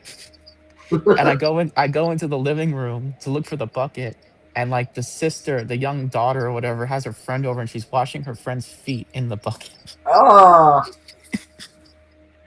I guess like there goes my chair. yeah. And then like as soon as me and the band get together alone, like are like, we're not fucking staying here. Like where the fuck is Bill at? He's like, we heard he's at a hotel. And when we find Bill, we went and stayed at the hotel, and he was like at this super nice resort. And like and we're like, yeah, we're staying with you. Oh, And I remember him and Brenna and Chaos slept in the bed, and we all slept on the floor. I slept on a table in the room. in Bill's apartment, in No, in Bill's Bill's hotel hotel room. room. In He had his like hotel- and the rest of the band slept on the floor. Oh my god! And then we played the show, and I remember like for some reason we closed with "Happy Birthday to You." That Of all the- it was just it's there's no two Green Jello shows that are alike, but I've had a lot of really good experiences playing with Green Jello. That's It's always awesome. been a fun time, and like I said, all the people involved have always been very kind, very nice, very cool people, and yeah, I've had a lot of great experiences. Cool, man. That is awesome. Those are great stories. Thank you so much. Yeah, I hope you can find something to use there. Oh no, there's plenty to use there. Holy cow! Yeah, those are great. Those are really, really, really great stories. Cool, I'm glad. Having to like, he sends you out there, but he sets you up on like a concrete floor. That's fucking just so hilarious. Like, just one question: do you remember what happened with the Bahamas? It was Bahamas, right? Yeah. Do you remember what happened with the Bahamas band before? Like, why were they so shit? Were they local people that just thought they would know the songs or something, or what? Do you remember what? I don't really remember. I think he told me that. I think he told me two different stories, or that they were too good, or they were not bad, or they were bad. Oh, Like, it could be either way. yeah, like he's like, oh, they were like session musicians who were like super pro and couldn't figure out like how to not just play a song like and follow his cues. Oh, But interesting. then I swear he told me another story that was like, oh, they didn't know the songs at all, and I don't really know. You'll have to ask him. I'm sure he Yeah. would remember. Yeah. I will ask him actually, because that's Yeah. that's interesting. Cool. All right, I got Zach Moody on the line here. Good timing. All right, thank you so much, Brian. I appreciate that, man. Yeah, anytime. All right, I'll chat with you soon. All right, I'll be in touch. Cheers. Thank you. Later. Bye. Hey there, Brian. Hey, Zach, how you doing? I'm great. How are you? All right, let me just make sure I got this. Is this overheating? Well, I'm gonna turn this on just for a second here, Yeah, take your time.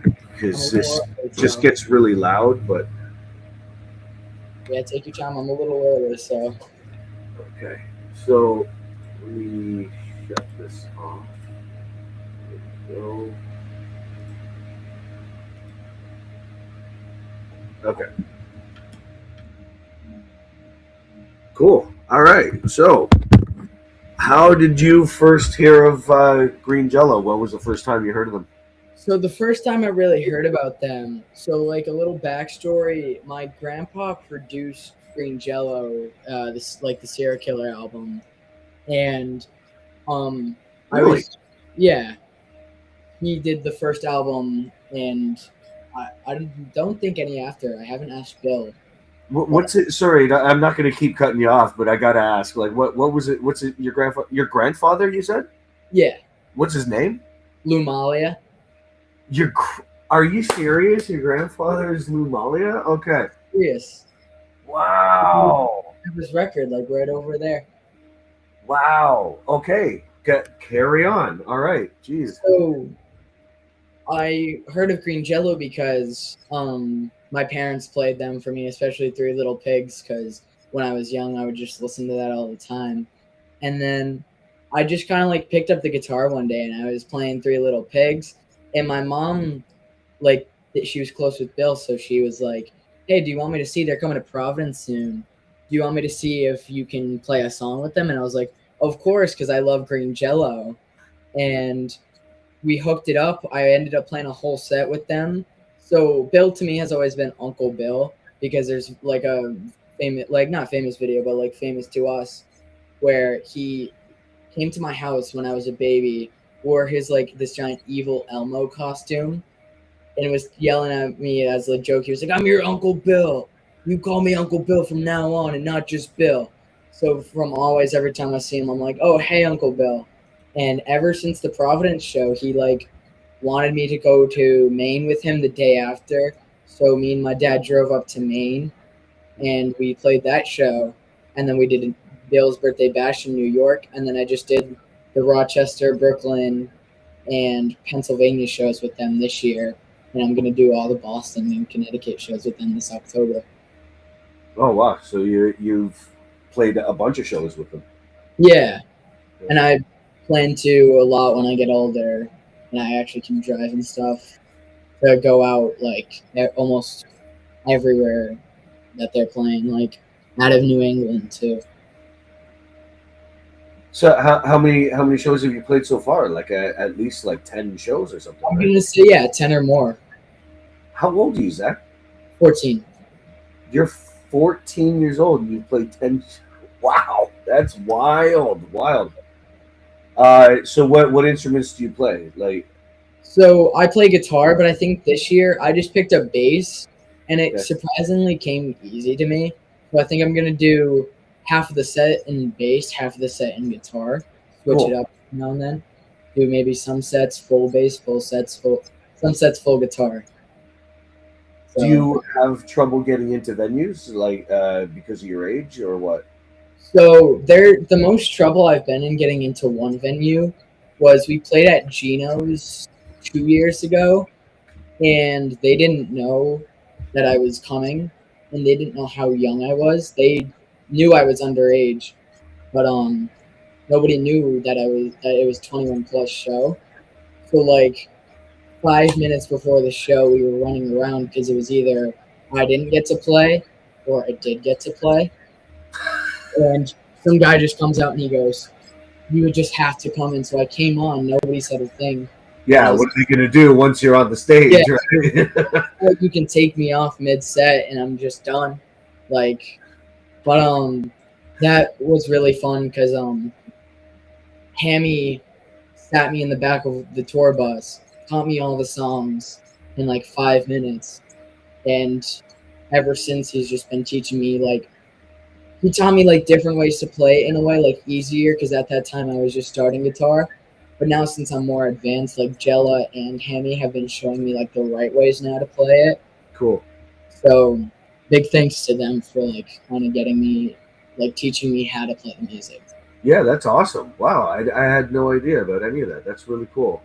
Like that must be really neat for you to actually be able to learn from the guys in the band how to play the songs. Yeah, it was very different rather than just like learning by ear or like tabs. 'Cause I remember I tried tabs and they weren't helpful because they were like all over the place. Yeah, you don't get that feel. Yeah, but it's always just been like this one big family. Like there's no one in the band that's like hateful. Like one occasion, but like Kasper, like Lazy, they all like one of my favorite memories was driving to Brooklyn with Kasper and Lazy. It was like Kasper showed me all this music that I now like and love to listen to, and Lazy was just sleeping in the back seat. It's too cool. Did you sorry if I'm touching on a subject that you don't want to go to, but did you get to know your grandfather a lot before he passed? I got to hang out with him when I was very young a lot. Like I want to say like almost twice a week I was seeing him, but I don't really remember a lot. I do some memories I remember like sitting in his backyard with him on the swing set just talking. Yeah. But like there's no like vivid memories of like because he passed away when I was about 4 years old, so 11 years ago. Bill to this day still talks about what a great guy he is. He loves Oh my god, yeah. Even every time I see him, Bill always comes up, gives me a huge hug, and he's just like, "Man, I miss your grandfather." And then he's telling me all these stories about him, and like, they're new stories I've never heard. It's not like he's repeating. It's like every time it's a new story, and I'm like, "Oh my god, I never knew that." That is too cool. That's awesome. What do you think is like the craziest thing you've seen on tour, or like the craziest thing you've experienced because of Green Jello, basically? There's been a lot. I think one of the craziest that recently happened was we played the Lucky 13 in Brooklyn. I had no clue what it was. And so my dad brings me to all the shows, and he had no clue either. And there's like this little curtain right by the stage, and I open it. I go, "What's this all about?" And it's a strip club. My dad were just like, "Oh my god!" So my dad was just like, "You're gonna stay by the stage, and I'll stay right by this curtain. And then when we play and we have to go, just walk." And Yeah. I walked, but I was like, You peaked. I have to admit, but Nice. yeah, a lot of crazy experiences. Like, I remember I didn't know who Guar was at the time when we played Geno's, Okay. and Squirrel back when he like used to play the shows. I don't know if he still does. He came on during Three Little Pigs in this giant, like to me, it was just this giant, funky, like warrior alien costume. Yeah. And the whole time he just has like a bong in hand and he's just like lighting it and smoking it on stage. And I'm like, what is this? And then he hands it to Casper and I'm like, okay, this is weird.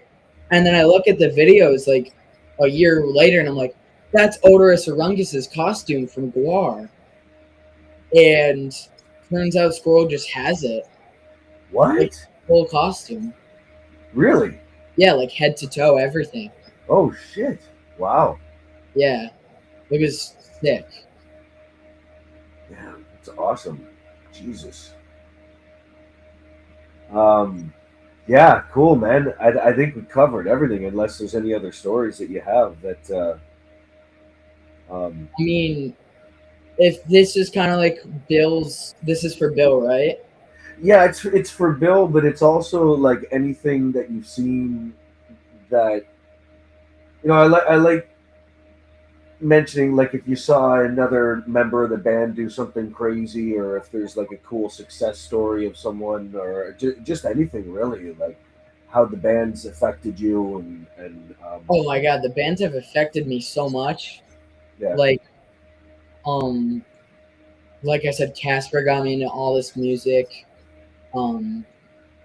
Bill's kind of like taught me to just like roll with the punches and like don't expect anything, because I used to just be like, what's the set list, what's the like, what do I expect, when is loading? And then Bill's just like, we don't have a set list, we don't know when loading is.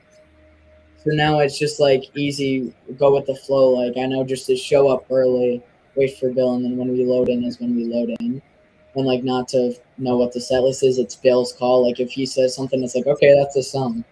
Like out of nowhere this tour, like we randomly started bringing up Anthem.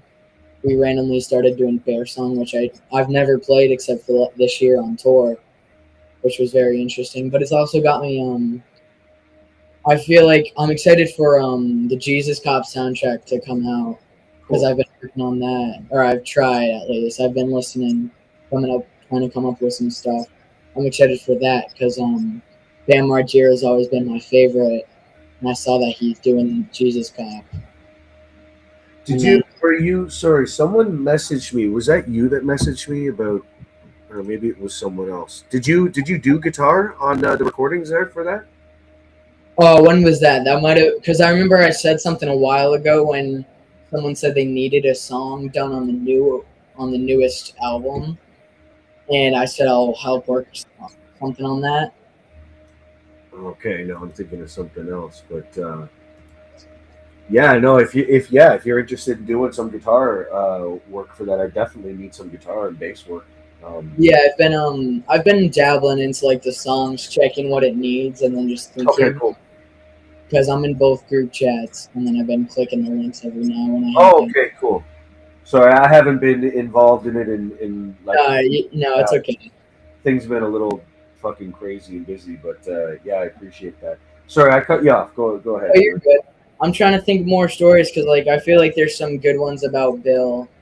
I feel like Bill's always been like a good like mentor to me, and like I've always looked up to him because he's kind of like the closest thing I guess I can say I have to my grandfather because he knows so much. But there's also like my mom too. But Bill, every time he sees me, like I just like I make it a funny joke with my. We went up with my dad to New York, and I was like, "How long do you want to bet before I see Bill?" He starts crying because every time I see him, he just starts bawling his eyes out, and he's like, "I miss your grandfather." And we wrote down our responses and put like $50 on it. And I said like 5 minutes, and my dad was like 20, and we timed it. It was like 4 minutes and 53 seconds. Like without going over. Ever meeting him, my first impression, I'd remember he's coming down the bus, and it just looks like the shadow with light forming behind him, and he just like is slowly coming down the lift, and he just goes, hugs me and starts crying, and I'm like, this is the singer of Green Jello. Because I was hearing stories about him. I was like scared to meet him again because I didn't remember him when he came to the house when I was a baby. Yeah. And I was kind of just scared of him because of like everything he's done and like all like how he sounds. But he's really just this amazing guy. Like I always look up to going to see him. Like all the shows, I try to like hang out with him, see him, because he like. I feel like it's just the best person to hang out with because he's super funny. You never know what he's gonna do, and you never know what he's gonna say. Yeah. Just overall, like I feel like he's taught me like a lot, but like in the same way, like it seems like he doesn't, but he has. Yeah. If that makes sense. Yeah. Cool, man. Yeah, he's been influencing me for the last since 2012 is when I met him for the first time. So yeah, that's Really, I was reading about the call center about that's how you met him or something. Or that you see him every day. He had a hotline back in the day, and it was just a local 213 number from LA, right? Like you'd call it, and if you were in LA or wherever, you didn't pay long distance charges. But I was in Canada. So every time I called, there would be a long distance charge that shows up on your phone bill later, right? So I must have called that fucking line like I don't know, maybe 200 times in a month or something like that. And at the end of the month, they got the bill, and it was $450, and this was in the early '90s, right? So I was 11 years old at the time. So my parents took me door to door to all the neighbors to for them to hire me for odd jobs, cutting their lawn, pet sitting, anything that they would like hire me to pay back this phone bill. And I ended up paying back the phone bill, and then I bought a drum set, and I bought a stereo, and then the rest is history, right? So yeah. I mean, it seems like it was worth it because you're doing all this now. Yeah. Well, it taught me some work ethic. That's for sure. I had to, I had to make back that 450 somehow. How long did that take you? It took me a summer. It took me one summer to do because the one place would hire me for like, $5 a day, and then the other place would give me $2 and $2.50 an hour to cut their lawn. Like again, this is back in the early 90s. I was 11, so they're kind of taking advantage of me. But if I went and worked with my dad for the day, he'd give me $50. That was huge, So it all depended on what I did, where I went. But I haul ass. I had to work really hard. I went to I still remember the names of the places. Delmas Doors. I had to go and sweep their floors. They sold doors and windows. Castle Rock Glass. I had to go help them install windows and shit. Like, I know. Yeah, I had like a little side hustle going on. And, that was my summer. I ruined summer. I just remembered another crazy story. I think this is like one of the last ones because I can't think of anything now. But I remember at the Geno show, I didn't know what was happening because so much was going on, because we had like, I want to say like 20 people crammed on one tiny stage. And I was on my amp because it kept like unplugging or something in the back. So I had to fix it. I turn around. Bill's got his pants and underwear off, and his full butt is in my face. And Lazy has clippers in his hand. And he just full on like bends over the stage, and Lazy's just shaving. And I watched and I was like, oh Lord. And I don't know what the crowd like realized that either, because there was a act like someone was playing too, and they were doing it in the corner where I was. And I'm just like, is this normal or is this a part of the show? And then Lazy looks back at me and he's like, stop looking. And I'm like, stop doing it. Oh, fuck. Oh, At that show too, I remember seeing this guy. I thought he was crazy. He was throwing like the pool noodles all at us. He was stacking like the inflatable tires on the members.